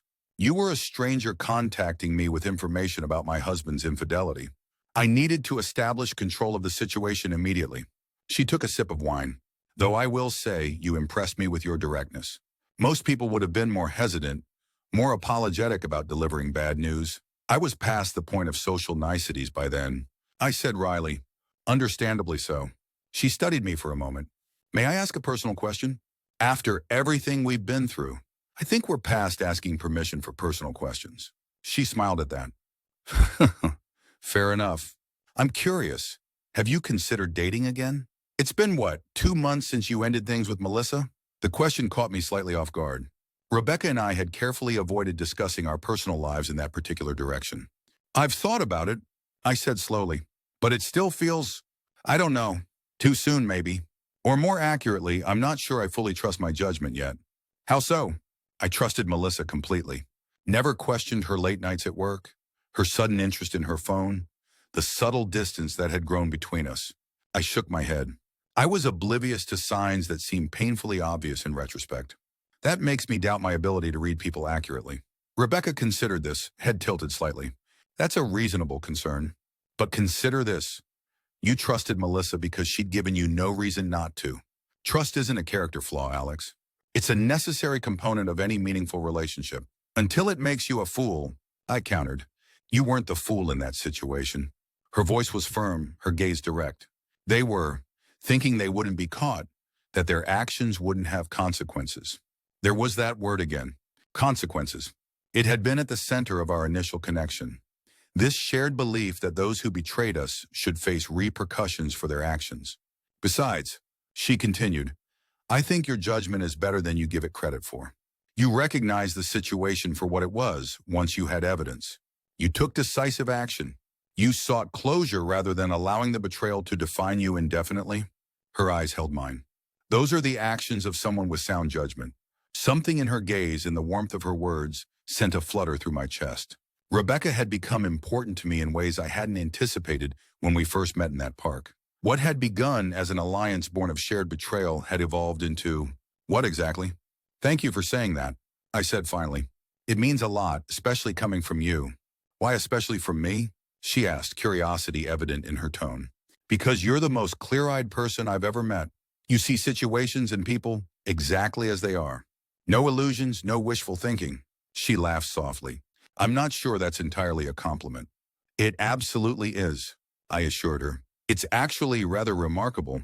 Our eyes held for a moment longer than necessary, a current of something unspoken passing between us. Rebecca was the first to look away, returning her attention to her meal.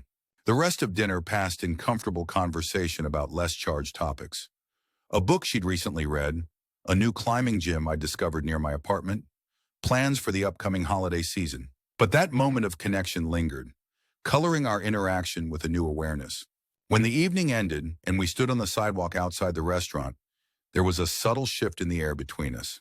Thank you for dinner, I said, suddenly feeling uncharacteristically nervous. My pleasure.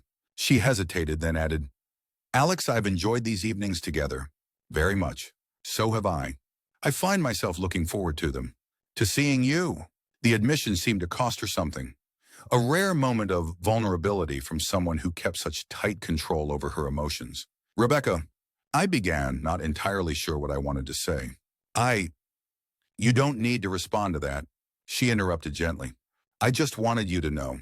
And to be clear that if you'd prefer to keep our relationship as it is, two people connected by unusual circumstances, sharing occasional meals and conversation, I completely understand. The fact that she was giving me an out, a way to maintain our current arrangement without awkwardness, was so typically Rebecca. Always strategic, always thinking several steps ahead. But I didn't want an out. What if that's not what I prefer? I asked quietly. A subtle change in her expression, a softening around the eyes, a slight parting of lips. What do you prefer, Alex?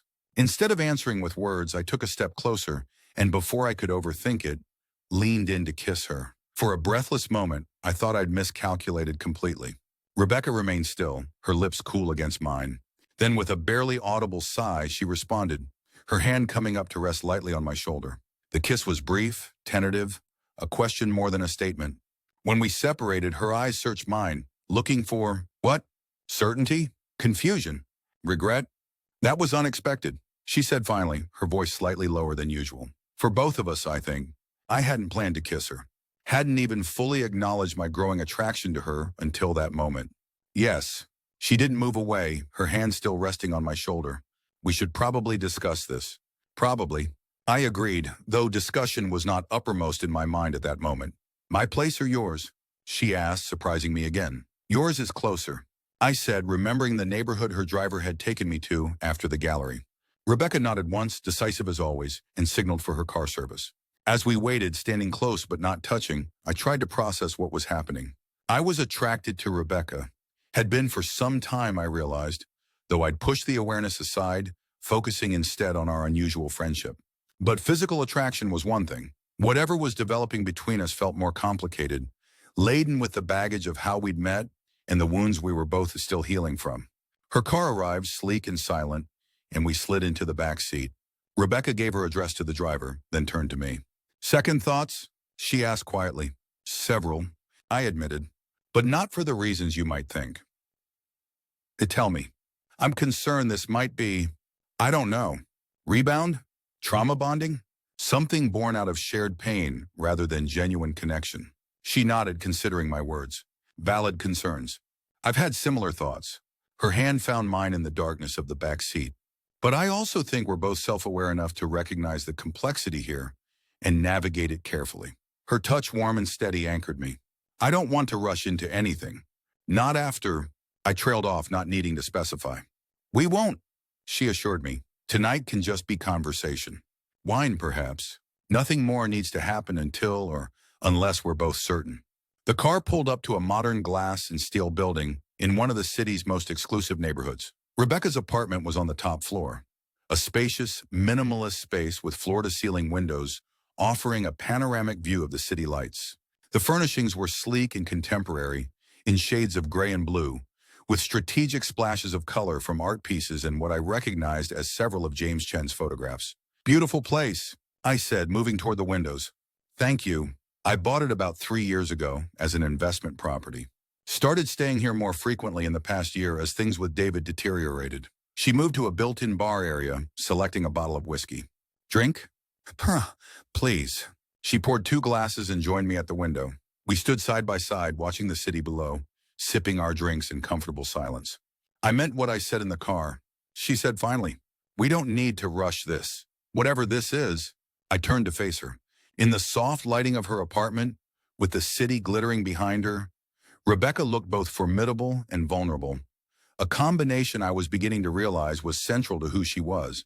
I appreciate that, but I also want to be clear that I am attracted to you. That wasn't just an impulsive moment outside the restaurant. A small smile curved her lips. Good to know. She set her glass down on a nearby table. For the record, the attraction is mutual. Has been for some time. Since when? I was genuinely curious. Since the park, honestly. There was something about the way you presented your case against David and Melissa. Direct, controlled, but with this undercurrent of raw emotion. It was compelling. You were attracted to me when I was pitching my revenge plan. I couldn't help but laugh at the absurdity. She shrugged, still smiling. I contain multitudes, Alex. I can appreciate someone's strategic approach to revenge and find them attractive simultaneously. That's actually kind of hot, I admitted, setting down my own glass. This time when we kissed, there was nothing tentative about it. Rebecca moved into me with purpose, her hand sliding to the nape of my neck, drawing me closer. I responded in kind, my arms encircling her waist, the taste of whiskey mingling on our tongues. It had been so long since I'd felt this. Not just desire, but the particular heady rush of new attraction, of discovering someone's responses, of being discovered in turn. Rebecca kissed like she did everything else, with focused intensity and absolute presence. When we separated, both slightly breathless, she rested her forehead against mine. We should probably slow down, she murmured. Probably. I agreed, though I made no move to increase the distance between us. She stepped back slightly, creating just enough space for clarity. I meant what I said about not rushing. I think we both need to be certain this isn't just reaction. She was right, of course. The sensible thing would be to take a step back, to give ourselves time to understand what was happening between us outside the heat of the moment. You're right, I said reluctantly. We should take some time. Think this through. Rebecca nodded, though I noticed her hand lingered on my arm. A reasonable approach. We moved to her couch, maintaining a careful few inches between us as we sipped our drinks and tried to steer the conversation to safer topics. But the awareness had been awakened now, and I found myself noticing details I'd overlooked before. The elegant line of her neck, the way her lips curved when she was amused, the subtle floral scent of her perfume. After what felt like a valiant effort at restraint on both our parts, Rebecca checked her watch. It's getting late, she observed. I should call you a car. Right. Yes. I set down my empty glass, acutely aware that neither of us actually wanted me to leave. She walked me to the door, where we stood for a moment in charged silence. This feels like high school, I said, finally breaking the tension. Standing at the door, wondering if I should kiss you goodnight. Rebecca laughed, the sound warm and genuine. I can assure you my high school experiences were nothing like this. No? I stepped closer, drawn to her despite our agreement to proceed with caution. No. For one thing, I wasn't nearly this direct about what I wanted. Her eyes met mine, any pretense of casualness fading. And what I want right now is for you to stay. The admission hung between us, an invitation and a challenge. What happened to taking things slowly? Being certain this isn't just reaction? I asked, though my resolve was weakening by the second. I'm capable of changing my mind when presented with new evidence. She closed the remaining distance between us, and the evidence suggests that what's happening between us, while perhaps complicated by our history, is genuine, at least genuine enough to explore further. Her logic was impeccable, as always. Or perhaps I was simply looking for permission to do what I'd wanted to do since that first kiss outside the restaurant. Rebecca, I began, trying to maintain some semblance of rational thought. I don't want to make things more complicated than they already are. Life is complicated, Alex. Her hand came to rest on my chest, directly over my rapidly beating heart. Some complications are worth navigating. The last of my resistance crumbled. I pulled her to me, kissing her with all the pent-up desire that had been building throughout the evening. She responded with equal fervor, her body pressing against mine, her hands sliding beneath my jacket. What followed was a blur of sensation and discovery. Rebecca led me to her bedroom, a sleek, minimalist space dominated by a large bed with charcoal gray linens. Our clothes formed a trail behind us, discarded in our mutual urgency to touch, to taste, to know each other in this new way. Being with Rebecca was nothing like being with Melissa. Where Melissa had been soft curves and yielding sweetness, Rebecca was all lean strength and deliberate intensity. She knew exactly what she wanted and wasn't afraid to direct me.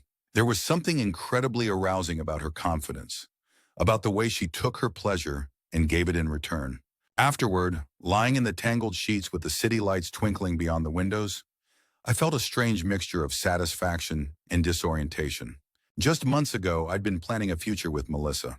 Now I was in Rebecca Whitman's bed, my body still humming from our encounter. My thoughts a confused jumble of desire, lingering pain, and something that felt dangerously like hope. Rebecca propped herself up on one elbow, studying my face. "You're overthinking this," she observed. I laughed softly. "Is it that obvious? Your face is remarkably expressive." Her finger traced my jawline. "Having second thoughts?" "Not exactly," I said carefully.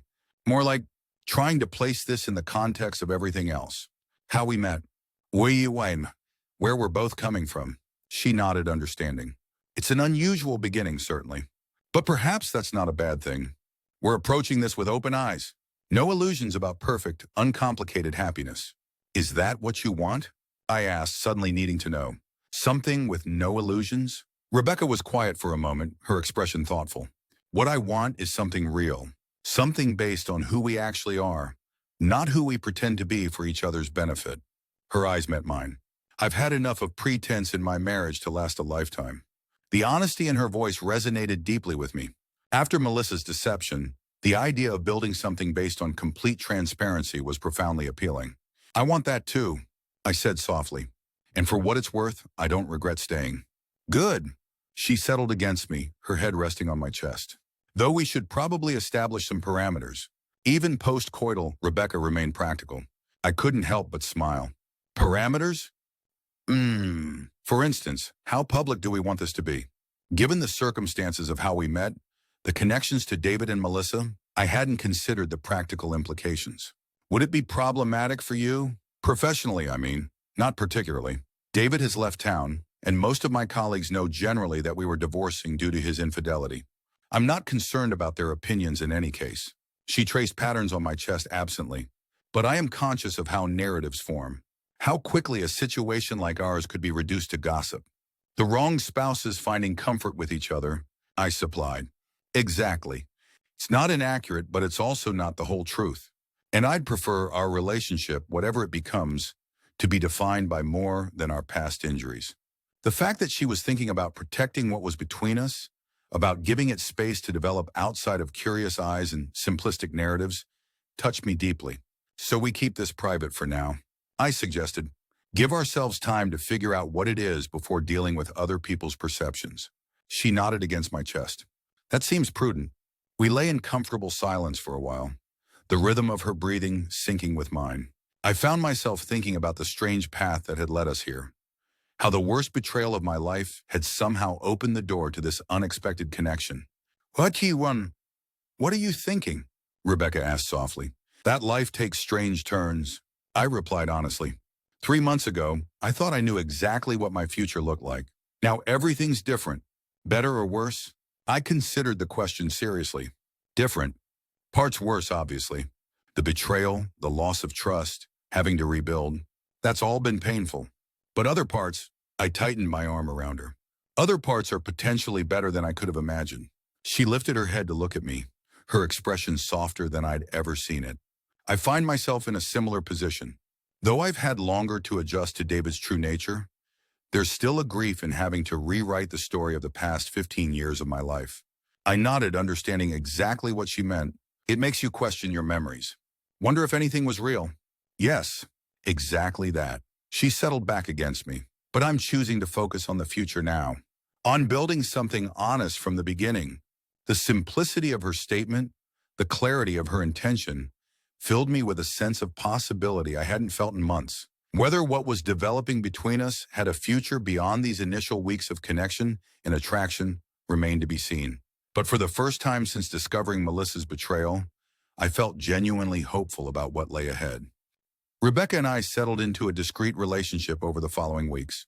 We kept our time together private, as planned, meeting at her apartment or occasionally at mine, going to restaurants in neighborhoods where we were unlikely to encounter people from our respective social circles. There was something liberating about this period of secrecy, not because we were ashamed or uncertain, but because it allowed our connection to develop without external pressure or expectation. We were building something entirely new, unencumbered by other people's perceptions or judgments. As November turned to December, bringing with it holiday decorations and a dusting of early snow, I found myself thinking less and less about Melissa and the betrayal that had upended my life. The pain hadn't disappeared entirely. I suspected it never would. But it had receded to a manageable ache, no longer dominating my thoughts or coloring my every interaction. Rebecca's divorce was finalized just before Christmas, a fact she marked by hosting a small dinner at her apartment for the two of us. To new beginnings, she said, raising her glass of champagne. To new beginnings, I echoed, clinking my glass against hers. Tunum. How does it feel? Being officially divorced? Liberating, she said without hesitation. Like setting down a heavy weight I've been carrying for years. We were seated at her dining table, which she'd set with elegant china and crystal. Candles flickered between us, casting warm light across her features. Have you heard from David at all?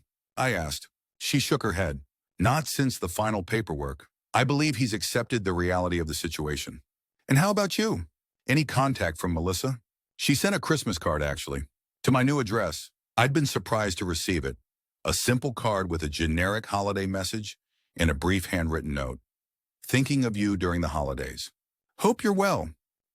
That was presumptuous, Rebecca observed, though without rancor. Maybe, or maybe just human. I shrugged lightly. I didn't respond, but I wasn't angry about it either. It felt disconnected from my current life, like hearing from a distant acquaintance. Rebecca studied me over the rim of her glass. You've come a long way these past months. We both have. I reached across the table to take her hand. I never would have predicted this outcome when I first approached you in that park. No? Not even when you were conducting your coffee shop reconnaissance? A teasing smile played at the corners of her mouth. I laughed, remembering those days of careful observation. Definitely not then. I was too consumed with the idea of justice, of consequences. And now, her expression grew more serious. Do you feel you've achieved that? Justice? I considered the question carefully. Not in the way I originally imagined. I wanted them to hurt the way I was hurting. To have their future plans destroyed the way mine had been. I traced my thumb across her knuckles. But what actually happened was, I moved forward, built something new, found happiness I wasn't expecting. So did they face consequences in your view? Yes, but different ones than I'd anticipated. Melissa lost her job, had to start over in a new city. David lost his marriage, his social standing, his financial security. But the real consequence was that they lost their illusions about each other, about themselves. I squeezed her hand gently. In a way, that's a harsher punishment than anything I could have engineered. Rebecca nodded thoughtfully. The most painful reckonings are always with ourselves. After dinner, we moved to her couch with the remainder of the champagne. Outside, snow had begun to fall in earnest, large flakes swirling past the windows, creating a cocoon of quiet around us. I have something for you, Rebecca said, retrieving a small wrapped package from a drawer. An early Christmas gift.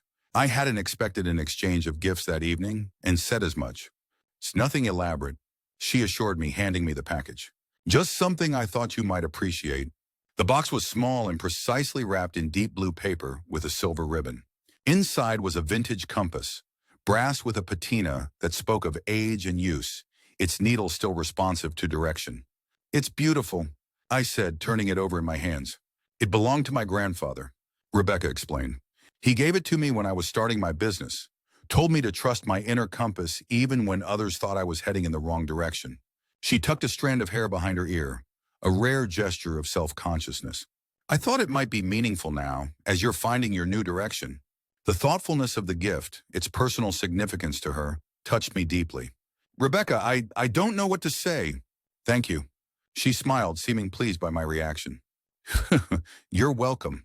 I believe in symbols, intangible reminders of intangible truths. That compass reminds me that even when we feel lost, we have an internal sense of where we need to go. I leaned forward to kiss her, trying to convey through touch what I couldn't quite articulate in words. The depth of my gratitude, not just for the gift, but for her presence in my life during these past months of rebuilding. When we separated, I held her gaze. I have something for you too, though it wasn't planned as a gift exactly. Oh? Her eyebrows lifted in curiosity. I reached for my wallet, retrieving a small key I'd had made earlier that week. It's a key to my apartment. Not a request for you to move in or anything that formal. I added quickly. Son, just an acknowledgement that you're welcome in my space. Anytime. Rebecca took the key, her expression softening. That's significant. Is it too much? I asked, suddenly uncertain. For all our growing closeness, there remained a carefulness to our relationship, a mutual awareness of the wounds we were still healing. No, she said firmly. Not too much. Just right, actually. She closed her fingers around the key. Thank you, Alex. Later that night, as snow continued to fall outside and Rebecca slept beside me, I found myself reflecting on the extraordinary journey of the past few months. From the devastating moment of discovery in that coffee shop to this quiet, contented evening, it seemed impossible that so much could change in such a relatively short time. I thought about the nanny cam, about Melissa's journal, about my desperate need for revenge that had led me to Rebecca's office that day. What had begun as a mission of retribution had transformed into something entirely unexpected. Healing, growth, and the beginnings of what felt like genuine love. Not the anxious, insecure attachment I'd had with Melissa, where I'd overlooked warning signs for fear of disrupting our carefully constructed future. Something steadier, more grounded in reality. In knowing and being known, flaws and all. I turned carefully to look at Rebecca. Her features softened in sleep, her dark hair spread across the pillow. We'd found each other in the aftermath of betrayal, two people nursing similar wounds, seeking similar justice. That shared experience had created an unusual foundation for a relationship, one built on complete transparency from the beginning, with no room for illusions or idealization. We'd seen each other at our most vulnerable, our most angry, our most calculating, and somehow that unvarnished knowing had become the strength of what was growing between us rather than a weakness. As I drifted towards sleep, the compass Rebecca had given me sat on the nightstand, its needle pointing steadily north. A reminder that even after the most devastating storms, it was possible to find direction again, to navigate towards something true. Spring came early that year, bringing cherry blossoms and birdsong to the city parks by late March. Rebecca and I had been together for nearly 5 months, still private about our relationship in many ways, though a few key people now knew. Ryan, Rebecca's closest friend Catherine, a couple of my co-workers who had noticed the positive change in my demeanor and pressed for details. We'd settled into a comfortable rhythm, spending most weekends together while maintaining our separate spaces and independent lives during the week. Rebecca was in the process of selling her house, the one she'd shared with David, and was considering purchasing a different property. I occasionally joined her for viewings, offering opinions on lighting and layout, though we were careful not to get ahead of ourselves in terms of shared living arrangements. It was during this period of relative calm and happiness that the past intruded unexpectedly. I was meeting Ryan for lunch at a new restaurant downtown, running a few minutes late due to a work call that had extended longer than anticipated. As I hurried down the sidewalk checking my watch, I nearly collided with someone exiting a shop. Sorry, I wasn't... The words died in my throat as I realized who was standing in front of me. Melissa. She looked different. Her hair was shorter, styled in a sleek bob similar to Rebecca's, though I didn't think the resemblance was intentional. She'd lost weight, and there was a new wariness in her eyes that hadn't been there before. Alex, she said, surprise evident in her voice. I dot. Hi, Melissa. I took a step back, creating space between us. I didn't know you were back in town. Just visiting. My parents' anniversary. She gestured vaguely in the direction of the shop she'd exited, a boutique selling artisanal kitchenware. Picking up a gift for them, I nodded, unsure what to say next. The last time I'd seen Melissa had been in the park, our final conversation before she moved to Chicago. Nearly 6 months had passed since then. 6 months of healing, of building a new life, of falling in love with Rebecca. And you look good, she offered, her eyes scanning my face. Happy. I am, I said simply. An awkward silence fell between us, heavy with unspoken words and shared history. How's Chicago? I asked finally, more out of politeness than genuine interest. It's different. Good in some ways. I have a decent job, a small apartment near my sister. She shifted the shopping bag from one hand to the other. I'm seeing a therapist. Working through some things. That's good, I said, meaning it. The anger I'd once felt toward her had largely dissipated, replaced by a disconnected sort of empathy. She'd made terrible choices and had faced significant consequences. Now she was trying to rebuild just as I had. Alex, She hesitated, then continued. I know it's probably the last thing you want to hear, but I am truly sorry. For everything. Not just the affair, but the way I handled things afterward. The way I tried to make you feel crazy when you first left. She looked down at the sidewalk. I've had a lot of time to think about the kind of person I was, the choices I made. I'm trying to be better. I studied her face, looking for signs of manipulation or insincerity, but found none. Just genuine regret. I appreciate that, I said carefully. And I hope things work out for you in Chicago. She nodded, seeming to understand that while I didn't harbor active ill will toward her anymore, I also wasn't interested in rekindling any kind of connection. I heard a rumor, she said after a moment, her tone deliberately casual, that you and Rebecca Whitman are involved. The statement caught me off guard. We'd been careful about keeping our relationship private, especially from anyone connected to our shared past. Where did you hear that? I asked, neither confirming nor denying. David, actually. We've been in touch occasionally. She must have seen the surprise on my face because she quickly added, not romantically, just checking in, comparing notes on starting over, I guess. The idea of Melissa and David maintaining any kind of contact was unexpected, though perhaps it shouldn't have been. They'd shared an intense experience, both the affair and its aftermath. That created a connection, however complicated. Is it true? She pressed gently. About you and Rebecca? I considered deflecting, but there seemed little point in denial. Yes, it's true. Melissa nodded slowly, absorbing this information. That's quite a twist. Life takes unexpected turns. I said, echoing the words I'd spoken to Rebecca months ago. Indeed it does. A small, sad smile crossed her face. I hope she makes you happy, Alex. I mean that sincerely. She does. The simple truth of it resonated between us. Melissa glanced at her watch. I should go. My parents are expecting me. Of course. She started to turn away, then paused. For what it's worth, I don't blame you for going to Rebecca with what you knew. You had every right to. And while the consequences were severe, they weren't undeserved. The acknowledgement surprised me. Thank you for saying that. Goodbye, Alex. Goodbye, Melissa. I watched her walk away, a strange sense of closure settling over me. Our brief encounter had lacked the emotional charge I might have expected.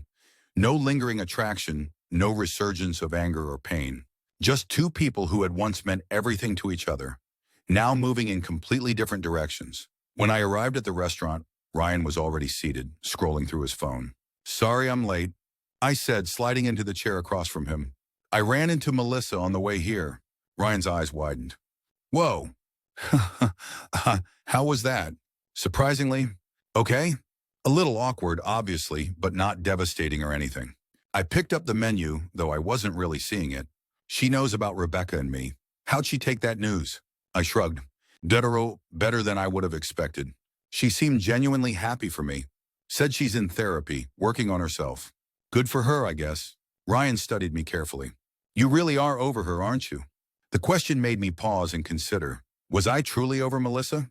The pain of her betrayal? The anger I'd felt? Yes, I said finally. I am. Seeing her today was like encountering someone from a different chapter of my life. There's recognition, shared history, but no real emotional pull anymore. Ryan nodded approvingly. That's healthy, man. And I gotta say, Rebecca's been good for you. Never thought I'd say that about the woman who systematically destroyed your ex's life. But here we are. I laughed, acknowledging the strangeness of it all. Life takes unexpected turns. Speaking of which, Ryan leaned forward, his expression turning serious. Have you thought more about that job offer in Boston? A tech firm in Boston had approached me the previous month with an attractive offer. Better salary, more responsibility, exciting projects. Under normal circumstances, I would have jumped at the opportunity. But now there was Rebecca to consider. I admitted. It's a great opportunity professionally. But things with Rebecca are going well. Really well. And she's established here. Her agency, her clients, her whole life. Ryan nodded, understanding. Have you talked to her about it? Not yet. I wanted to clarify my own thoughts first. I sighed, running a hand through my hair. Long distance would be hard, but asking her to uproot her successful business for a relationship that's still relatively new feels presumptuous. Or, Ryan suggested, you could see it as an opportunity to define what you want this relationship to be. Long-term, serious, worth making sacrifices for? Or something meaningful but ultimately transitional?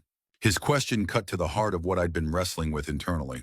What exactly was I building with Rebecca? Where did I see our relationship going? I think I need to talk to her, I said finally. Lay all the cards on the table. Ryan raised his water glass. To honest conversations. They're a bitch, but they beat the alternatives. I laughed, clinking my glass against his. To honest conversations. That evening, I invited Rebecca to my apartment for dinner. I'd spent the afternoon cooking, a skill I'd been developing over the past months, finding unexpected pleasure in the precise measurements and transformative processes of creating a meal. As we sat at my small dining table, enjoying pasta carbonara and a bottle of red wine Rebecca had brought, I recounted my unexpected encounter with Melissa. How did that feel? Rebecca asked, her expression thoughtful rather than concerned. Seeing her again after all this time, strangely anticlimactic, I admitted. There was a time when the sight of her would have torn open all those wounds again. But today it just felt neutral. Rebecca nodded, looking pleased. That's significant progress. She mentioned that she and David have been in touch. Not romantically, apparently. Sorry, just checking in with each other as they both rebuild. That doesn't surprise me, Rebecca said, swirling her wine. They shared an intense experience. That creates a bond, however dysfunctional. She also knew about us. I added carefully, watching her reaction. Said she heard it from David. Rebecca's eyebrows lifted slightly. Interesting. I wonder how David knew. I was wondering the same thing. We've been pretty careful. The world is smaller than we sometimes realize. She said philosophically. Does it bother you? That they know? I considered the question honestly. No, not anymore. It might have a few months ago when everything was still raw. But now, I shrugged. It doesn't change anything about us. I agree. She reached across the table to take my hand. And for what it's worth, I'm not concerned about David knowing. Or anyone knowing, for that matter. The opening was perfect for the conversation I needed to have. Speaking of the future, there's something I wanted to discuss with you. I told her about the job offer in Boston, laying out the professional opportunity it represented, alongside my hesitation about what it might mean for our relationship. Rebecca listened without interrupting, her expression thoughtful. When I finished, she was quiet for a moment, considering her response. That does sound like an excellent opportunity, she said finally. Professionally speaking, it is, I agreed. But there's more to consider now than just my career. Me, she supplied. Us, I corrected gently. What we're building together, where we see this going. Rebecca set down her wine glass, her gaze direct. Where do you see it going, Alex? The directness of her question shouldn't have caught me off guard. It was quintessentially Rebecca. But I found myself momentarily struggling to articulate feelings I hadn't fully processed. I love you, I said finally, the words emerging with surprising ease despite being the first time I'd spoken them aloud. These past months with you have been transformative. You've become central to my life in ways I didn't expect but deeply value. A slow smile spread across her face. I love you too, she said softly, which is why I think you should take the job. What? That wasn't the response I'd anticipated. The job in Boston. You should take it. She squeezed my hand. It's an important opportunity for your career, the kind that doesn't come along often. But what about us? Long distance would be difficult, and asking you to uproot your agency seems unfair. Rebecca's smile turned enigmatic. Who said anything about long distance? I stared at her, confused. But you just said I should take the job. I did. And I meant it. She took a sip of her wine, clearly enjoying my bewilderment. What I haven't mentioned is that I've been considering expanding my agency to the East Coast for over a year now. Boston was actually on my short list of potential locations. The timing never seemed right. Until now. Understanding dawned slowly. You're saying you'd open a Boston office? I'm saying I've already been researching commercial real estate in Boston. Client potential, staffing needs. Her eyes held mine steadily. The house sale closes next week. I've been looking for the right investment opportunity for those funds. This could be it. Rebecca, I began, a mixture of emotions, surprise, happiness, concern, washing over me. I don't want you making major business decisions based on my job opportunity. That's too much pressure. Alex, she countered, her tone gentle but firm. I've built my career by recognizing good opportunities and acting on them decisively. This expansion makes business sense independent of our relationship. The fact that it would allow us to be together in Boston is a significant personal benefit, yes, but not the sole determining factor. The methodical way she'd approached the situation, considering all angles, researching options, identifying a solution that served both her business interests and our relationship, was so quintessentially Rebecca that I couldn't help but laugh. You've been planning this since I first mentioned the job possibility, haven't you? She smiled unapologetically. Planning might be a slight overstatement. Let's say I've been evaluating scenarios. Most people would just worry about whether their relationship could survive long distance. I'm not most people. She leaned forward, her expression growing more serious. Life is about choices, Alex. Active decisions about what matters most. I've spent too many years in a marriage where compromise meant sacrificing my needs, my happiness, for the sake of appearances. She squeezed my hand. This isn't that. This is recognizing that what we're building together is worth investing in. That your career success matters to me because you matter to me. That my business can grow in new directions while supporting my personal happiness. Put that way, it made perfect sense. Rebecca wasn't sacrificing her company for our relationship. She was finding a path forward that honored both. So we'd both move to Boston, I said, the idea taking shape in my mind. You'd open a new office branch. I'd take the job at Vertex Tech. That's the general outline, yes. She sipped her wine. Though there are many details to work out. Housing, for instance. Would we live separately at first? Together immediately. If together, what kind of space would suit us both? The practical questions grounded what could have been an overwhelmingly emotional discussion, bringing us back to the concrete realities of such a significant life change. Those are important considerations. I agreed. Though I have to say, the idea of waking up with you every day is extremely appealing. Rebecca's smile softened. For me as well. She hesitated, then added, I should note that I'm not approaching this lightly. Cohabitation would be a significant step, one I haven't taken since my marriage ended. For me too, I reminded her. Melissa and I live together, but this would be different. Starting fresh together, deliberately.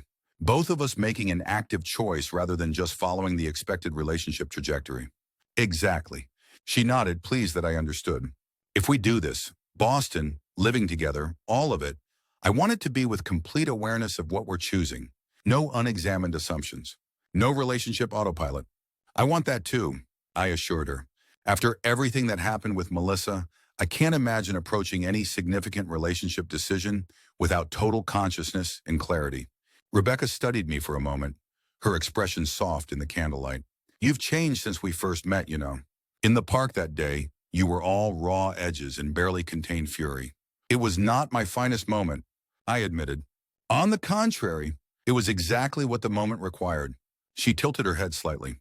You were fighting to reclaim your dignity, your agency, after a profound betrayal. That takes courage. As does rebuilding after 15 years of marriage, I countered. Moving forward despite repeated betrayals, she inclined her head, acknowledging the point. Perhaps that's part of why we work so well together. We've both faced the worst-case scenario in relationships and survived. It puts smaller conflicts in perspective and gives us a shared appreciation for honesty. I added, even when it's difficult, especially then, she agreed. We spent the rest of the evening discussing practicalities, the timeline for my job offer response, the sequence of steps for her agency expansion, potential neighborhoods in Boston that might suit us both.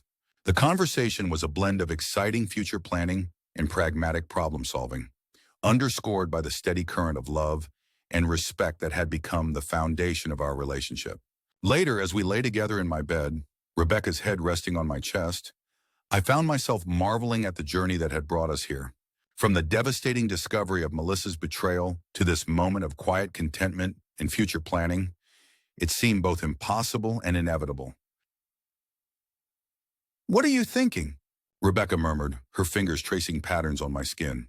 "That sometimes the worst moments of our lives lead to the best," I replied honestly. "If I hadn't installed that nanny cam, if I hadn't discovered the affair, if I hadn't sought revenge, we might never have met." She finished for me, or at least not in the way we did. Not with the immediate honesty and vulnerability that formed our connection. Exactly. I pressed a kiss to the top of her head.